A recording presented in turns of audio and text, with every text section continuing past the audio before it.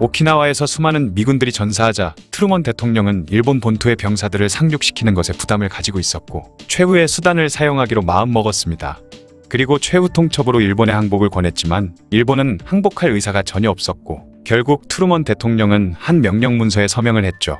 미국이 내놓은 최후의 수단은 바로 리틀보이와 팻맨이라고 불리는 원자폭탄이었습니다. 리틀보이는 세계 최초로 실험용이 아닌 실전을 위해 만들어진 핵무기이자 실제로 사람이 사는 도시에 투하된 최초의 핵무기이죠. 그렇게 1945년 8월 6일 새벽 2시 45분 리틀보이를 실은 폭격기 에놀라 게이는 마침내 일본의 히로시마를 향해 날아올랐습니다.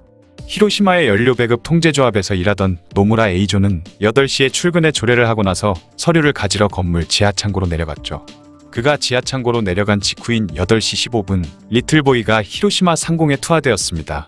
그리고 리틀보이는 히로시마의 상공 약 570m 위치에서 폭발했죠. 이때 엄청나게 밝은 빛이 온 도시를 밝혔고 이 빛으로 인해 실명한 사람도 있었으며 손으로 빛을 가리니 손의 뼈가 보일 정도였다고 합니다. 리틀보이가 터진 곳의 온도는 약 4000도에 달했는데 태양의 표면 온도가 약 6000도라고 하니 그야말로 굉장히 뜨거운 열이 히로시마의 모든 걸 증발시켜버렸죠. 그리고 강력한 열선이 발산되면서 물체가 타들어간 검은 흔적이 남았는데 이를 원폭 그림자라고 불렀습니다. 가장 유명한 원폭 그림자 중 하나는 어떤 사람이 은행 계단에 앉아 은행이 열리기를 기다리고 있던 흔적이죠. 그렇게 노무라의 동료들 36명은 모두 목숨을 잃고 말았고 지하창고에 들어가 운 좋게 살아남은 노무라는 원폭 생존자 중 폭심지에서 가장 가까운 곳에 있던 사람이 되었습니다. 그리고 빛과 열 외에도 엄청난 충격파가 반경 2km 내 모든 곳에 가해졌는데요. 대부분의 사람들이 세상을 떠나거나 중상을 입었고 모든 건물들이 무너졌습니다. 단 한 발의 폭탄이 히로시마를 완벽에 가깝게 파괴해버렸죠. 또한 폭발로 인해 뜨거워진 대기가 무시무시한 속도로 상승했고 이 때문에 아랫부분은 잠깐 동안 진공 상태가 되었습니다. 그 진공의 자리를 메우기 위해 찬 공기들이 급속히 빨려 들어가면서 여기저기 발생한 화재의 불을 끌어당겼고 무지막지한 화염 폭풍이 히로시마를 뒤덮어버렸죠. 그리고 깨진 유리 파편들이 폭풍으로 날아와 사람들의 몸에 박혀버려 사람들은 피를 흘리며 괴로워했으며 살가죽에 멍이 들어 온몸이 시퍼렇게 변하고 말았고 엄청난 고열로 인해 살이 녹아내린 사람들이 있는가 하면 입고 있던 옷마저 녹아 녹은 피부에 그대로 붙어버리는 경우도 있었다고 합니다. 거기다가 높은 열로 인해 기온이 치솟자 대기가 지극히 건조해졌고 이에 사방에서는 생존자들의 절규소리와 비명소리 그리고 물을 찾는 사람들의 신음소리가 어우러져 지옥 그 자체가 펼쳐졌습니다. 또한 엄청난 연기와 재가 하늘을 뒤덮어 온 사방이 밤처럼 어두워졌죠. 그렇게 리틀보이가 터진 지 약 30분이 지났을 무렵 하늘에서는 검은 비가 내리기 시작했습니다. 이는 생명체에게 치명적인 방사능 비였지만 사람들은 너무 건조해진 대기 탓에 목마름이 극에 달해 있었고 절대 먹어선 안 되는 이 검은 비를 입을 벌려 받아 먹고 있었죠. 리틀보이가 터진 지 몇 시간이 지난 후에 살아남은 사람들에게는 방사능에 노출된 증상이 서서히 드러나기 시작했습니다. 머리카락이 빠지거나 코와 입에서는 피가 나고 있었죠. 그리고 입에서는 쇠맛이 났고 토할 것 같이 엄청나게 메스꺼움도 느꼈습니다. 심한 사람은 백혈병의 증상이 나타나는 사람도 있었죠. 하지만 이미 폭발로 인해 히로시마에 있던 의사와 간호사들 90%는 사라져버렸기 때문에 생존자들도 제대로 된 치료를 받지 못한 채 신음하고만 있었습니다. 그러나 이런 히로시마의 상황은 일본 내에서 아무도 모르고 있었는데요. 이미 라디오나 군대의 통신수단은 모두 두절된 상태였고 군대에서만 어렴풋이 히로시마가 공격을 당한 것 같다 정도로만 알고 있었죠. 근처에 있던 군부대에서는 히로시마에 무슨 일이 벌어졌는지 알아보기 위해 얼른 비행기를 그곳으로 보냈습니다. 근처에 도착한 비행기는 무언가 큰일이 벌어졌다는 걸 알 수 있었죠. 하늘에는 까만 연기구름이 히로시마를 뒤덮고 있었고 어렴풋이 보이는 도시는 전체가 불타고 있었던 것입니다. 지상은 더욱더 참혹한 지옥이 펼쳐지고 있었는데요. 8월의 무더위 때문에 순식간에 시신들이 부패하자 이는 히로시마 전체에 엄청난 파리와 구더기를 들끓게 했죠. 또한 가족을 찾으러 온 사람들이나 이곳을 정리하러 온 일본 군인들 역시 방사능에 노출되어 머리털이 빠지거나 메스꺼움을 느꼈고 심한 설사와 피를 토하는 등 건강했던 그들마저 죽음으로 몰아가게 되었습니다. 한편 리틀보이를 투하했던 에놀라 게이 폭격기는 투하하자마자 그곳으로부터 전속력으로 도망을 치고 있었죠. 폭발에 휘말리지 않기 위해 뒤에서는 무슨 일이 벌어졌는지 파악도 못한 채 말 그대로 뒤도 안 돌아보고 도망가고 있다가 어느 정도 안전거리에 들어서자 폭발 현장을 보기 위해 비행 방향을 살짝 틀었습니다. 그러자 거대한 버섯구름과 그 밑에 모든 것이 사라져버린 히로시마가 보였죠. 하지만 버섯구름과 검은 연기들이 점점 확산되는 걸 본 대원들은 다시 전속력으로 귀환하기 시작했습니다. 폭격기에 타고 있던 밥 캐런의 증언에 따르면 히로시마에서 무려 667km나 떨어진 지점에서도 버섯구름이 보였다고 하는데요. 667km면 히로시마에서 대략 인천까지의 거리인데 그곳에서도 리틀보이가 만든 버섯구름을 볼 수 있었다는 것입니다. 원자폭탄의 위력이 얼마나 무시무시한 것인 걸 알 수 있는 대목인 것 같네요. 그리고 방금 전 히로시마의 상황을 확인하러 온 일본 항공기 조종수는 이 끔찍한 상황을 상부에 보고했지만 일본 군부가 보인 반응은 현실 부정이었죠. 폭탄에 대해 잘 모르는 조종수마저도 히로시마에 투하된 폭탄은 뭔가 특별한 폭탄이라는 걸 알 수 있었고, 일본의 물리학자 니시나 요시오 박사가 현장을 조사한 뒤 히로시마에 떨어진 폭탄은 원자폭탄이 분명하다는 보고까지 했지만 일본의 대본령은 그럴 리가 없다는 말만 되풀이하고 있었습니다. 또한 히로시마가 단 한 방에 사라져버릴 정도였지만 일본은 여전히 항복에 대한 모습을 보이기는커녕 어벙벙한 상태로 그럴 리가 없다며 여전히 미국에 대항하려는 모습을 보이고 있었죠. 하지만 얼마 안가 일본도 히로시마에 투하된 폭탄이 원자폭탄이라는 것을 트루먼 대통령의 공식 성명을 통해 알게 되었습니다. 그러자 일본도 다급해졌는데요. 천황제를 유지한다는 조건만 붙이고 항복하자고 주장하는 화평파와 연합군이 일본을 점령해도 무장해제와 전범재판은 일본이 직접 할 것이라는 조건이 반드시 붙어야 항복한다는 강경파가 극명하게 대립하고 있었기 때문에 항복선언은 계속 지체될 수밖에 없었죠. 그런데 일본 내의 상황을 모르던 미국은 일본이 별 반응이 없자 두 번째 원자폭탄을 투하하기로 결정했습니다. 그런데 미국에서도 예상치 못한 일이 벌어졌는데 두 번째 투하 작전이 시작되기 직전에 실시된 최종 점검 때 폭격기 복스카의 예비 연료 펌프가 고장났다는 것을 발견한 것이죠. 작전 계획대로 일본까지 갔다가 돌아올 수 있는 연료량은 되었지만 매우 간당간당한 상황이었던 것입니다. 하지만 다시 수리를 하자니 시간이 많이 걸리고 이미 원자폭탄 팬맨을 탑재한 상황이었기 때문에 그냥 작전을 속행하기로 마음먹었죠. 마침내 1945년 8월 9일 오전 2시경 폭격기 복스카는 일본의 고쿠라를 행해 출격했습니다. 복스카가 고쿠라 상공에 도착했을 때 또다시 문제가 발생했는데 너무 짙은 안개가 끼어 있었고 전날 미군 폭격기가 인근에 있던 제철소를 폭격했던 덕에 까만 연기가 하늘을 메우고 있었기 때문에 목표 지점이 보이지 않았던 것입니다. 이에 복스카는 폭탄 투하를 위해 3번이나 고쿠라 상공을 배회하며 목표 지점을 찾았지만 둘러싸인 안개와 연기로 인해 실패하고 말았고 이곳에서 무려 50분이나 되는 시간을 지체한 채 결국 나가사키로 향하게 되었죠. 우여곡절 끝에 복스카는 나가사키 상공에 도착했지만 이곳마저도 기상 상황이 좋지 않았고 구름이 도시를 덮고 있었기 때문에 목표 지점이 잘 보이지 않았습니다. 하지만 만약 나가사키에도 팬맨을 투하하지 못한다면 복귀하는 도중에 팬맨의 무게 때문에 연료가 소진될 우려가 있어서 결국 팬맨을 바다에 버려야 하거나 아니면 연료가 떨어져 같이 바다에 수장되는 수밖에 없었기 때문에 무조건 투하를 해야 하는 상황이었죠. 그렇게 결국 팬맨은 1945년 8월 9일 11시 2분에 목표 지점에서 3km나 벗어난 곳에 투하가 되었고 히로시마 때와 마찬가지로 엄청난 빛과 열 그리고 굉음을 내뿜으며 폭발했습니다. 사실 팬맨은 리틀보이보다 훨씬 강력한 위력을 가진 원자폭탄이었지만 피해 규모는 나가사키가 히로시마에 비해 훨씬 적은 편이었죠. 그 이유는 비교적 평탄한 지역인 히로시마와 달리 나가사키는 인구도 상대적으로 적고 지형도 산지 지형이라 산과 계곡들이 막아준 덕택의 폭탄의 위력이 반감되었던 것입니다. 또한 열악한 기상 상황과 연료가 다 떨어져 가던 급박한 상황에 정확한 목표 지점에 폭탄을 투하하지 못한 것도 피해가 크지 않았던 이유 중에 하나가 되었죠. 그렇지만 나가사키의 절반 이상이 단 한 발의 폭탄에 의해 초토화되었습니다. 일본의 윗대가리들이 서로 자신의 안위만 걱정하며 싸울 때 나가사키에 떨어지지 않아도 되었을 폭탄이 결국 터져 무수히 많은 국민들이 목숨을 잃고 만 것이었죠. 한편 복스카는 고쿠라 상공에서 보낸 시간 때문에 예상보다 훨씬 많은 연료를 소진한 상태였습니다. 결국 원래 복귀 장소인 티니안으로 갈 수 없다 판단한 기장척 스위니는 오키나와로 가서 비상 착륙을 하기로 결정했죠. 그렇게 오키나와에 도착한 복스카는 착륙하려 활주로에 접근하는 도중에 엔진 한쪽이 연료 부족으로 꺼져버렸고 활주하는 도중에 나머지 엔진 하나가 더 꺼졌다고 하니 오키나와까지 도착해 무사히 착륙한 것이 정말 기적이라 할 수 있었습니다. 어쨌든 원자폭탄 2방을 연달아 맞은 일본은 더 이상 미국을 상대로 저항이 불가능하다는 걸 확실히 알게 되었고 한 발밖에 없는 줄 알았던 원자폭탄이 연달아 또 터지자 다음 차례는 교토에 떨어질 것 같은 두려움에 결국 항복하기로 결정하게 되었죠. 그렇게 히로히토 일본 천황은 8월 14일 밤늦게 연설을 녹음했고 다음 날인 8월 15일 정오에 방송을 하면서 아무 조건 없이 그냥 항복하고 말았습니다. 이 두 폭탄으로 인해 총 25만에서 30만여 명 이상이 사망했다고 전해지고 있죠. 또한 장기간 방사능에 노출된 사람들은 여전히 고통받고 있다고 합니다. 여담으로 리틀보이는 모든 핵무기의 위력을 판단하는 기준이 되었다고 하죠. 태평양 전쟁은 이 두 방의 원폭으로 끝나게 되었지만 여태껏 보지 못한 원자폭탄의 위력에 훗날 있을지도 모르는 핵전쟁에 대한 공포가 전 세계로 확산되었고 이는 인류 멸망에 대한 위기감으로 변화되었습니다. 전쟁도 일어나선 안 될 끔찍한 일이지만 핵전쟁이 벌어지면 정말 인류가 멸망할 수도 있을 것 같네요. 원자폭탄이 터지고 나서 일본에 벌어진 일에 대한 이야기였습니다. 태평양 전쟁을 일으킨 전범국 일본이 연이은 패배를 당하던 시절, 연합군에서는 일본에 항복할 기회를 줬지만 일본 제국은 끝까지 정신을 차리지 못했죠. 마침내 히로시마와 나가사키에 원자폭탄 2방을 얻어맞고 나서야 항복을 선언했고, 1945년 8월 15일 대한민국은 마침내 광복을 맞이하게 됩니다. 그날은 모든 한국인들이 거리로 쏟아져 나와 만세를 불렀다고 하죠.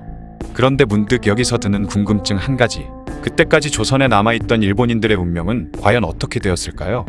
일제는 많은 아시아 국가를 침공해 식민지로 삼았습니다. 그리고 일본 내부의 빈곤 문제나 사회 문제를 해결하기 위해 일본인들을 그곳으로 이민 보내기 시작했죠. 이렇게 해외로 넘어간 일본인들의 숫자만 230만 명에 이르렀다고 합니다. 그 중에서도 조선에 넘어온 일본인들의 수는 70만 명이나 되었다고 하는데요. 이들 대부분이 일본 현지에서 가난 때문에 생계의 곤란을 겪던 사람들로 식민지에서 한탕 해먹으려고 건너온 경우가 많았다고 하죠.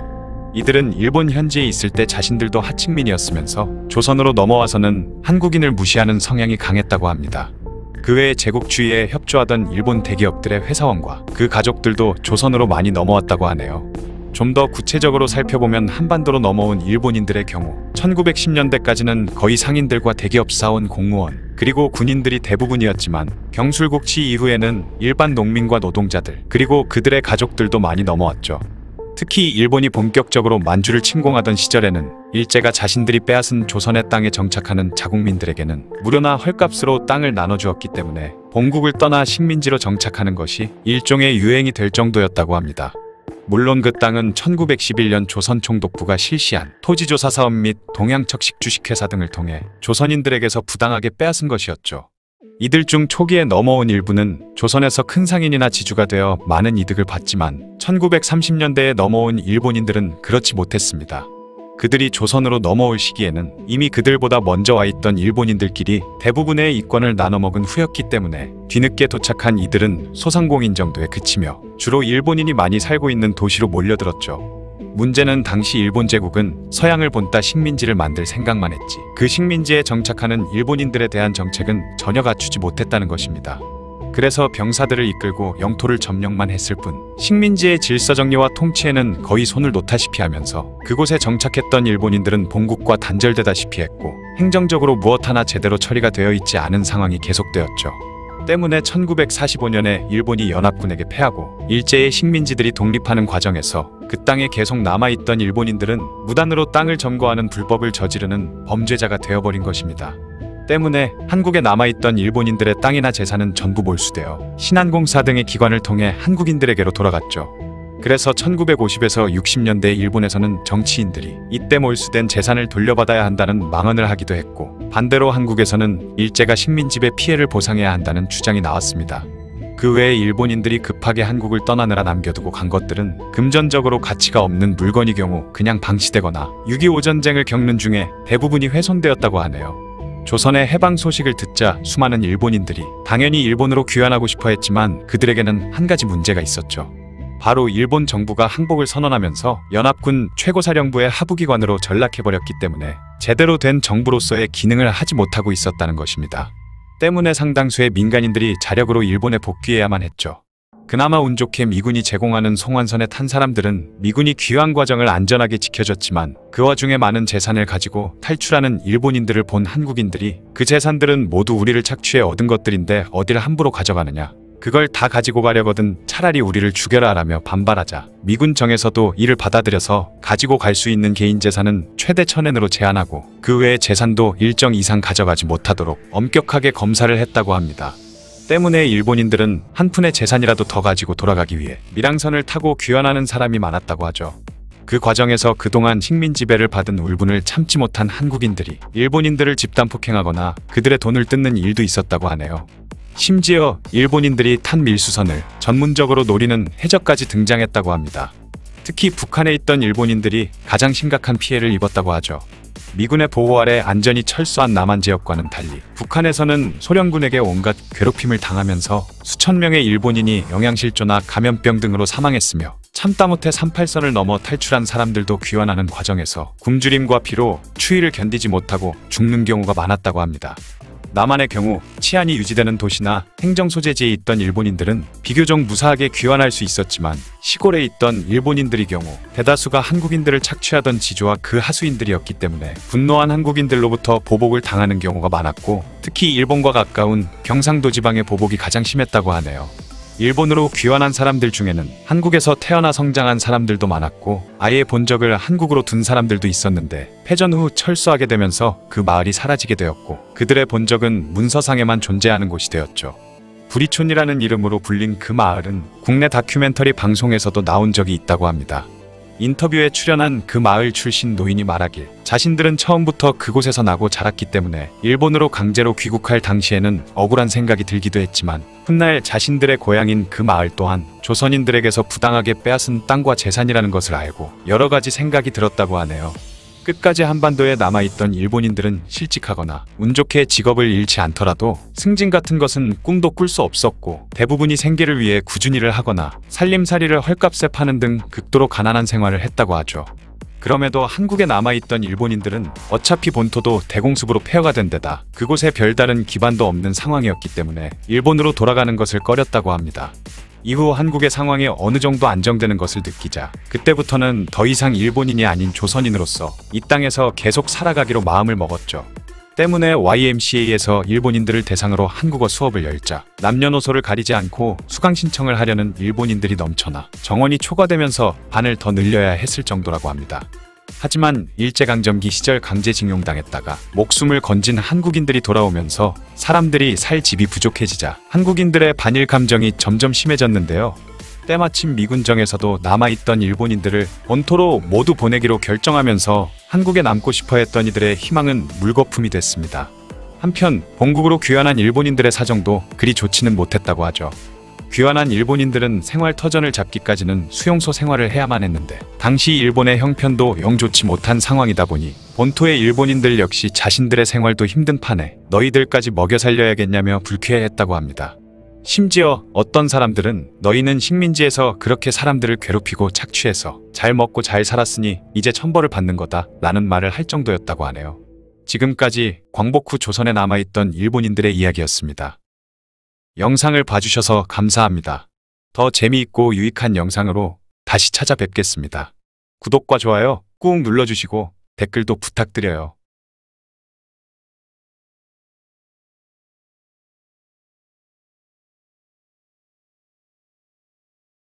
제2차 세계대전 당시 나치에서 세운 아우슈비츠 수용소에서는 일명 죽음의 천사라고 불리는 요제프 맹겔레에 의해 극악무도한 생체 실험이 이루어지고 있었습니다.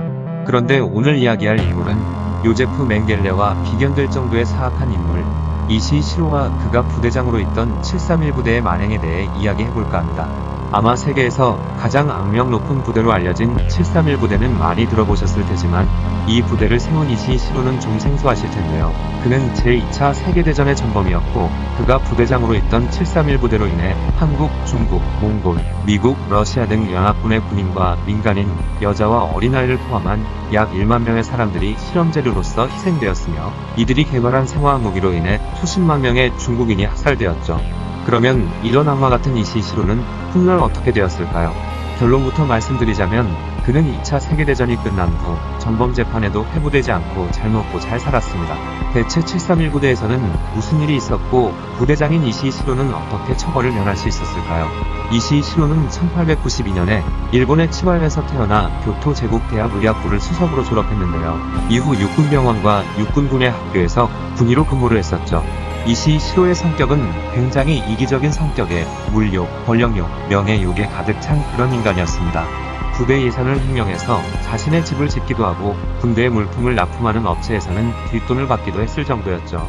그러던 어느 날 일본의 군대는 만주 지역에서 주둔을 하고 있었는데요. 만주 지역은 공기도 나쁘고 수질도 좋지 않아서 말라리아나 장티푸스 같은 전염병이 자주 창궐했으며, 일본군은 전투를 치르다 다치거나 죽은 사람만큼 병에 걸려 죽은 사람도 많이 발생했기 때문에 깨끗한 물에 대한 문제가 심각하게 대두되었습니다.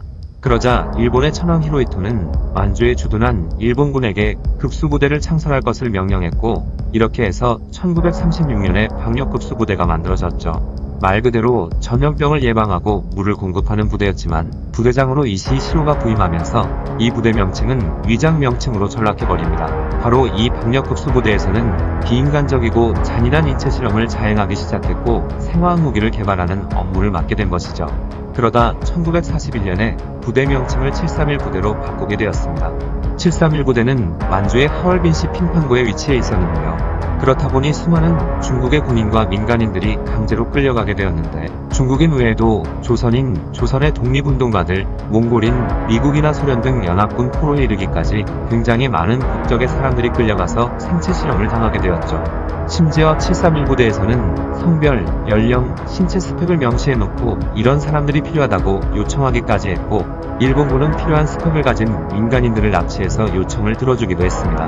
731 부대의 사람들은 끌려간 사람들을 통나무라는 뜻의 마루타라고 불렀는데요. 이들은 마루타가 지르는 비명이나 신음에 대해 완전히 무시하라는 세뇌를 받았죠. 이 부대에 처음 전입한 신병은 무조건 치러야 하는 신고식이 있었는데요. 공범의식도 심고 마루타를 인간이 아닌 짐승으로 인식하도록 만들기 위해 끌려온 마루타들 중 가장 반항이 심한 사람이나 마루타로서 가치가 별로 없는 사람 한 명을 무조건 때려 죽이도록 강요했죠. 게다가 731 부대에서는 어떠한 경우에도 절대 수용자를 석방시키지 않았습니다. 실험이 종료된 경우엔 수용자가 살아있든 죽었든 간에 소각 처리했죠. 또한 만약 어떠한 이유로 부대가 해체해야 할 경우에는 모든 수용자를 정리했는데요. 이 정리는 말 그대로 수용자 모두를 죽이는 것이었습니다. 그들의 생체 실험한 내용을 보면 가히 충격적이고 엽기적인데요. 수용자에게 탄저균이나 천연두균 등을 주입해서 결과를 보는 건 가벼운 수준이었죠. 그들은 살아있는 사람을 마취도 없이 그대로 해부해서 내장을 빼내기도 했고 심지어 동물의 내장과 교체를 하는 실험도 했습니다. 또한 총기의 관통력을 테스트하기도 했는데요. 살아있는 사람을 팬티만 입힌 조, 평상복을 입은 조, 겹겹이 방한복을 입은 조로 나누어 총을 쏴버리기도 했죠. 게다가 저온에서 몸의 세포가 죽어가는 과정을 관찰한다고 수용자 몸의 일부만 얼리는 실험도 했습니다. 그리고 사람을 통째로 원심분리기에 넣고 돌리기도 했는데 이때 얻은 결론이 인간의 70%는 물이다라는 것이었다고 합니다. 그 외에도 사람을 죽을 때까지 건조시키는 실험, 영하 50도에서는 얼마나 버티다가 죽는지 관찰하는 실험, 독가스를 터뜨리고 몇 분 후에 죽는지에 대한 실험 등 수많은 잔인한 실험을 했죠. 일본 헌병에서 체포한 조선의 독립운동가 40여 명을 재판도 거치지 않고 데려와 이들에게 코렐라균과 페스트균을 주입하는 실험이 이루어지기도 했습니다. 하지만 이게 끝이 아니었습니다. 생체 반응을 보기 위한 참혹한 실험을 다양하게 했는데요. 이 생체 반응 실험은 성인 남녀, 어린이, 영아, 그리고 임산부까지 모두가 대상이 되었습니다. 질병이 인체에 미치는 영향을 보기 위해 장기를 제거하기도 했고 여러 질병에 걸린 수용자를 산채로 해부하기도 했죠. 또한 출혈 연구를 위해 수용자의 팔이나 다리를 자르기도 했습니다. 절단된 팔이나 다리는 반대쪽에 다시 붙이기도 했죠. 어떤 수용자들은 팔이나 다리를 얼린 채 절단하기도 했고 치료받지 못한 채 녹으면서 괴사하거나 부패하는 것을 관찰하는 실험을 하기도 했습니다. 게다가 위를 잘라내고 식도와 장을 직접 연결하는 실험, 뇌, 폐, 간의 일부를 잘라내는 실험과 피부를 벗겨내는 실험, 남자와 여자의 생식기를 적출해서 각각 상대방에게 이식하는 성전환 수술 실험 등 경악을 금치 못하는 실험이 계속해서 이어졌죠. 그 밖에도 수용자들을 다양한 거리에 위치시켜 놓은 뒤 수류탄을 터뜨려 수류탄의 살상력을 알아보는 실험과 인간을 대상으로 한 화염방사기 실험 등을 하기도 했습니다. 또한 성병에 대한 연구를 하기 위해 남녀 수용자들을 서로 깜깜하게 해서 매독, 임지를 감염시키는 실험을 하기도 했으며 수용자들에게 배급되는 만두에 세균을 집어넣고 급식을 한 뒤 관찰하는 실험이 이어졌죠. 그 외에도 숨막혀 죽을 때까지 걸리는 시간을 알아보기 위해 수용자를 목매달기도 했으며 사람 심장에 말의 소변을 주입하기도 했고 물과 음식을 주지 않고 얼마나 사는지에 대한 실험도 했습니다. 그리고 극저의 온도에서 언제 동상이 걸리는지 또 그런 조건에서는 얼마나 살 수 있는지 동상이 걸리면 어떻게 변하는지에 대해서도 실험했죠. 또한 동물의 혈액을 인간에게 주입한 뒤 그 효과에 대한 실험도 했습니다. 윤동주, 송몽규가 당했을 거라는 추측이 있는 생리식염수가 얼마나 혈액을 대체할 수 있는지에 대해 알아보기 위해 사람에게 식염수를 주사한 실험도 있었죠. 그중 가장 잔인하다고 할 수 있는 실험은 바로 모성애 테스트인데요. 이 실험은 일명 프라이팬 룸 모성애 실험이라고 불렸습니다. 방에 아이와 엄마를 가두고 바닥을 프라이팬처럼 달구는데요. 엄마가 언제쯤 모성애를 일으키고 아이를 밟고 서게 되는지에 대한 실험이었죠. 이후에도 많은 잔인한 실험이 자행되었지만 너무 많기 때문에 이만 줄이겠습니다. 731부대원들은 실험 후에도 인권을 처참하게 유린하는 짓거리도 하는데요. 실험을 통해 쇠약해지거나 병든 수용자들을 원판에 묶은 뒤 돌려서 단검을 던지는 게임을 하기도 했습니다. 이때 신체 부위에 점수를 매겨 1등을 한 사람이 돈을 따는 등의 도박도 했죠. 그러던 1945년 8월 9일 일본이 주둔하고 있던 만주를 소련이 공격을 했는데 이에 731부대 역시 철수 명령을 받았습니다. 이 끔찍한 실험을 자행했던 부대원들도 이게 얼마나 심한 만행이었다는 걸 알고 있었는지 바깥에 알려지지 않도록 모두 일명 정리를 하기 시작했습니다. 공병대가 투입되어 주요 건물들을 폭파시켜버렸고 당시 살아있던 마루타들 또한 모조리 죽였으며 실험 결과가 기록되어 있는 문서들만 가지고 일본으로 도주했죠. 그러다 결국 일본 제국이 망하게 되면서 전범재판이 열리게 되었는데 731부대원들 또한 체포되어 신문을 받았는데요. 이들이 막대한 실험 자료를 가진 걸 알아챈 미국에서는 이들을 감싸기 시작했습니다. 미국이 커버를 쳐준 덕에 이시 시로를 비롯한 731부대원들은 실험에서 얻은 자료들과 연구 성과들을 미국에 제공하고 러시아에는 넘겨주지 않는다는 대가로 그들 대부분은 그들이 지은 잔인한 죄에 대한 어떠한 처벌도 받지 않았죠. 그리고 미국 국무부는 이시 시로 등 731부대원들이 가진 세균 실험 자료를 얻기 위해 당시 더글러스 맥아더 미국 주일 최고사령관에게 이시 시로와 동료들의 전쟁 범죄 책임을 묻지 않아도 된다 라는 지시를 하기도 했습니다. 또한 미국은 소수의 미국인이 생체 실험을 당해서 희생됐을 때는 그 관련자들을 조사하고 처벌도 했지만 731부대에서 생체 실험을 행한 가해자인 이들은 전혀 처벌하지 않았죠. 뿐만 아니라 731부대원들을 돈을 주고 실험연구원으로 고용을 하기까지 했습니다. 미국이 연구 결과에 눈이 멀어 전범에게 면죄부를 줘버린 탓에 잔인하게 희생된 사람들만 죽어서도 눈을 감지 못하게 되는 비극이 되어버렸고 이는 미국이 난징대학살이나 만주사변, 위안부 문제 등과 달리 731부대에 대한 이야기가 나오면 최대한 말을 아끼는 이유이기도 하죠. 이후 이시 시로는 미국의 포트 데트릭 생물무기 고문이 되어 생물학 무기 개발에 참여하기도 했고 지속적으로 미국 측에 각종 데이터와 자료를 제공하기도 했습니다. 그렇게 평생을 잘 먹고 잘 살다가 1959년 10월 9일 이시 시로는 67세의 나이로 도쿄에서 암으로 세상을 떠나게 되었죠. 이후 일본 정부는 계속해서 731부대의 참혹한 학살에 대해 부정을 하다가 2002년 8월에 도쿄지방법원은 731부대의 존재와 범죄 사실 일부를 인정하기도 했습니다. 또한 이후로도 731부대에 대한 극비 문서가 계속해서 발견되고 있죠. 그리고 731부대에 남겨진 건물은 전쟁이 끝나고 난 후 중학교로 사용되다가 2001년부터 일제의 만행을 고발하는 전시관으로 쓰이고 있습니다. 일제시대에 일어난 일본의 잔혹한 만행은 파도 끝이 없는 것 같네요. 어떻게 이렇게까지 타악할 수가 있을까 싶은 이시 시로와 731부대에 대한 이야기였습니다. 1874년 9월 일본의 군함인 우뇨호가 강화도에 들어와 측량을 구실로 해안가를 정탐하는 일이 벌어졌죠. 이에 조선군은 접근하지 말라고 여러 번 경고했음에도 계속해서 접근하자 조선의 초지진 포대에서 포격을 가했습니다. 그러자 일본은 기다렸다는 듯이 초지진을 파괴하고 강화도를 약탈했으며 이후 포격전의 책임을 조선에게 돌렸고 개항을 요구하게 되죠. 그렇게 조선은 강화도 조약을 맺게 되면서 강제로 개항을 할 수밖에 없었습니다. 그런데 이 사건보다 조금 더 과거인 1800년대 중후반 일본도 이 우뇨호 사건과 똑같은 일을 미국에 의해 당하게 되는데요. 근데 어떻게 일본은 미국의 식민지가 되지 않았고 근대화의 성공의 아시아의 패권 국가가 될 수 있었을까요? 결론부터 말씀드리면 이것은 순전히 일본의 운이 좋았다고 할 수 있는데요. 오늘은 일본이 미국에게 당한 우뇨호 사건인 쿠로훈의 사건에 대해 이야기해보겠습니다. 산업혁명을 맞게 된 유럽 각국은 대량 생산된 공산품을 처리하기 위해 인도, 동남아, 중국 등 아시아로 시장을 확대해 나가기로 마음먹었죠. 영국, 프랑스 등 서구 열강들은 빠르게 치고 나와 아시아 여러 국가들을 식민지로 만들면서 식민지 확장에 앞서 나가고 있었습니다. 하지만 그러는 사이 미국은 점점 뒤처지고 있었던 것이죠. 또한 산업혁명으로 유럽과 미국의 공장은 밤새 돌아가고 있었는데 이때 사용된 램프의 기름은 고래기름이 사용되고 있었습니다. 이 고래기름을 얻기 위해 서구 열강들은 주로 일본 연안을 포함해 전 세계 바다에서 고래를 마구 잡아들이고 있었죠.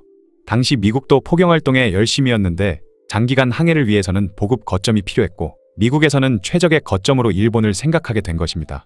그렇게 미국은 1846년 일본에 찾아가 통상을 요구했지만 조약을 맺을 수는 없었고 1852년에 일본에 대해 강경한 입장을 내비치던 미국의 대통령 필모어는 페리 사령관에게 불가피하다면 육휴의 점령도 불사하라는 명령을 내리게 되었죠. 페리 해군 사령관이 받은 임무는 일본 연안과 인접한 섬들을 탐사 및 측량하고 여러 정보들을 수집하면서 일본을 개항까지 시키라는 것이었는데요.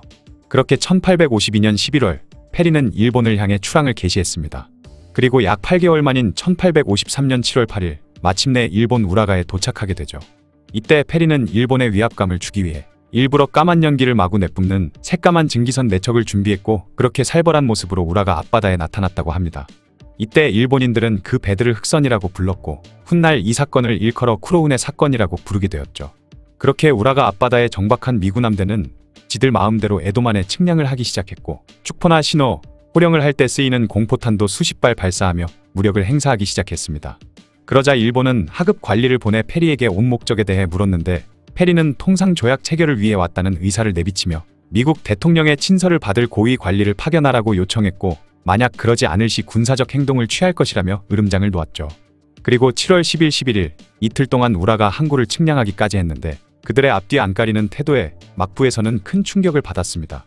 막부 내에서는 일단 그들의 뜻을 적당히 들어주고 군함부터 내쫓은 다음 후위를 도모하자는 의견으로 좁혀졌고 어쩔 수 없으니 미국 대통령의 국서는 받아야 한다는 결론에 도달했죠.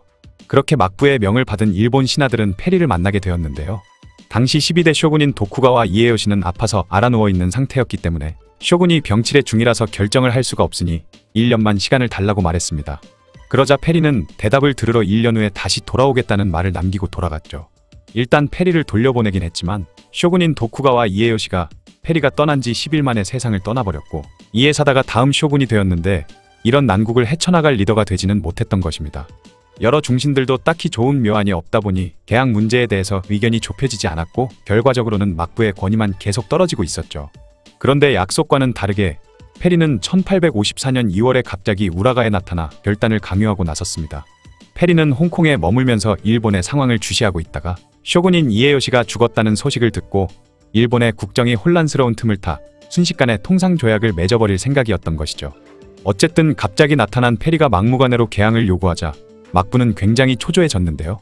또다시 시간을 끌려는 일본의 모습에 열받은 페리는 일본을 초토화시키겠다며 화를 내자 깜짝 놀란 막부는 요코하마를 협상 장소로 정하고 약 1개월간의 협상 끝에 미국의 개항 요구를 받아들였죠. 당시 일본 막부에서는 개항할 수밖에 없는 여러 이유가 있었는데요. 12대 쇼군 도쿠가와 이에요시의 뒤를 이은 이에사다가 너무 병약해서 후계자도 없었고 정사에도 관심이 없었던 것이죠. 결국 막부는 이에사다의 후계자 자리를 놓고 세력이 둘로 나눠져 버렸습니다. 두 세력의 대립이 점점 격화되자 막부는 내부 문제를 단속하기 위해 외부 문제부터 해결하려고 했고 그것이 그대로 개항으로 이어진 것이죠. 거기다가 당시 페리 함대는 에도만으로 진입해 입구를 막고 있었는데 에도에서 사용되는 물자들 대부분이 이 바닷길을 통해 들어왔기 때문에 개항을 하지 않고는 버틸 수가 없었던 것입니다. 또한 막부 내에서는 미국과 전쟁을 불사하겠다는 사람들도 많았지만 대제국이던 청나라가 서양 국가들에 의해 개박살 나버렸다는 소식을 네덜란드를 통해 이미 다 들었던 상태라서 애초에 저항할 수가 없다고 판단해 결국 미국이 제안한 대부분의 요구를 들어주기로 결정했으며 그렇게 1854년 3월 31일 미일 화친 조약을 맺게 된 것이죠. 이로써 약 250년간 이어진 일본의 쇄국 정책은 결국 막을 내리게 되었습니다. 그리고 4년 후인 1858년 7월에는 미일 수호 통상조약을 맺게 되었는데 문제는 이 조약은 일본 측에 굉장히 불평등하게 맺어진 조약이었던 것이죠. 이 조약의 주요 내용을 보면 무역에 대해서는 일본 관원들이 간섭을 하지 못했습니다. 또한 미국 물품에 대해 20% 정도의 관세율을 정했지만 정작 중요한 쌀과 생사 등 일본의 주요 산업품에는 고작 5%의 관세만을 물릴 수 있었습니다. 뿐만 아니라 치외법권이 인정되어 미국인이 일본에서 범죄를 저질러도 일본은 처벌하지 못했던 반면 일본인이 미국에서 범죄를 저지르면 미국법에 따라 처벌받았죠. 거기다가 최애국 대우를 받기 시작했는데 이는 일본이 만약 다른 나라와 조약을 체결할 때 미국과의 조약보다 더 좋은 조건으로 체결했을 경우에 미국도 그 혜택과 조건 등이 자동으로 체결된다는 내용이었습니다. 하지만 이는 미국만 해당할 뿐 일본은 미국에게 최애국 대우를 받지 못했죠. 그리고 일본은 이후 네덜란드, 러시아, 영국, 프랑스와도 이와 동등한 수준의 불평등한 조약들을 맺게 되었습니다. 이런 불평등 조약과 개항이 일본 사회에 미친 영향은 굉장했는데요. 수호 통상조약이 체결되고 나서 막대한 양의 금이 유출되어 심각한 인플레이션이 발생해 일본 서민들은 경제 파탄을 맞게 되면서 여기저기서 농민 반란이 일어났죠. 동시에 에도 막부의 권위가 엄청나게 실추되었으며 존왕양이를 내세운 조슈번과 사스마번 등이 에도 막부와 대립하게 되었고 이는 훗날 막부를 무너뜨리자는 도막 운동으로까지 번지게 됩니다. 그런데 이때 미국은 뭘 하고 있었을까요? 미국은 다른 서구 열강들과 마찬가지로 자신들도 일본을 비롯한 여러 아시아 나라를 식민지로 만들 계획이었죠. 그리고 결국 힘으로 미일 수호 통상조약을 밀어붙였고 이제 점점 일본의 이권을 하나하나 빼앗으며 식민지로 만들면 끝나는 일이었습니다. 하지만 쿠로운의 사건이 벌어지고 8년 후인 1861년 미국에서는 남북전쟁이 터지면서 더 이상 일본에 신경을 쓸 여력이 없어지고 말았죠. 본인들 먹고 살기에도 급급해진 미국의 개입과 간섭이 사라지자 일본은 나라를 개혁하고 근대화할 수 있는 엄청난 기회를 얻게 된 것입니다. 일본 입장에서는 그야말로 엄청난 행운이었던 셈이죠.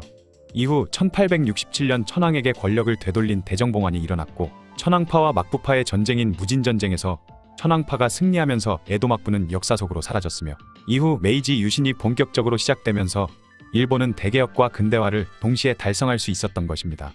개구리 올챙이적 생각 못한다고 이후 일본은 미국이 했던 짓을 그대로 조선에게 하면서 그렇게 조선은 일본의 식민지가 되었던 것이죠. 일본이 미국의 식민지가 될 뻔했지만 운 좋게 나라를 개혁하고 근대화할 수 있는 단초가 된 사건, 쿠로훈의 사건에 대한 이야기였습니다.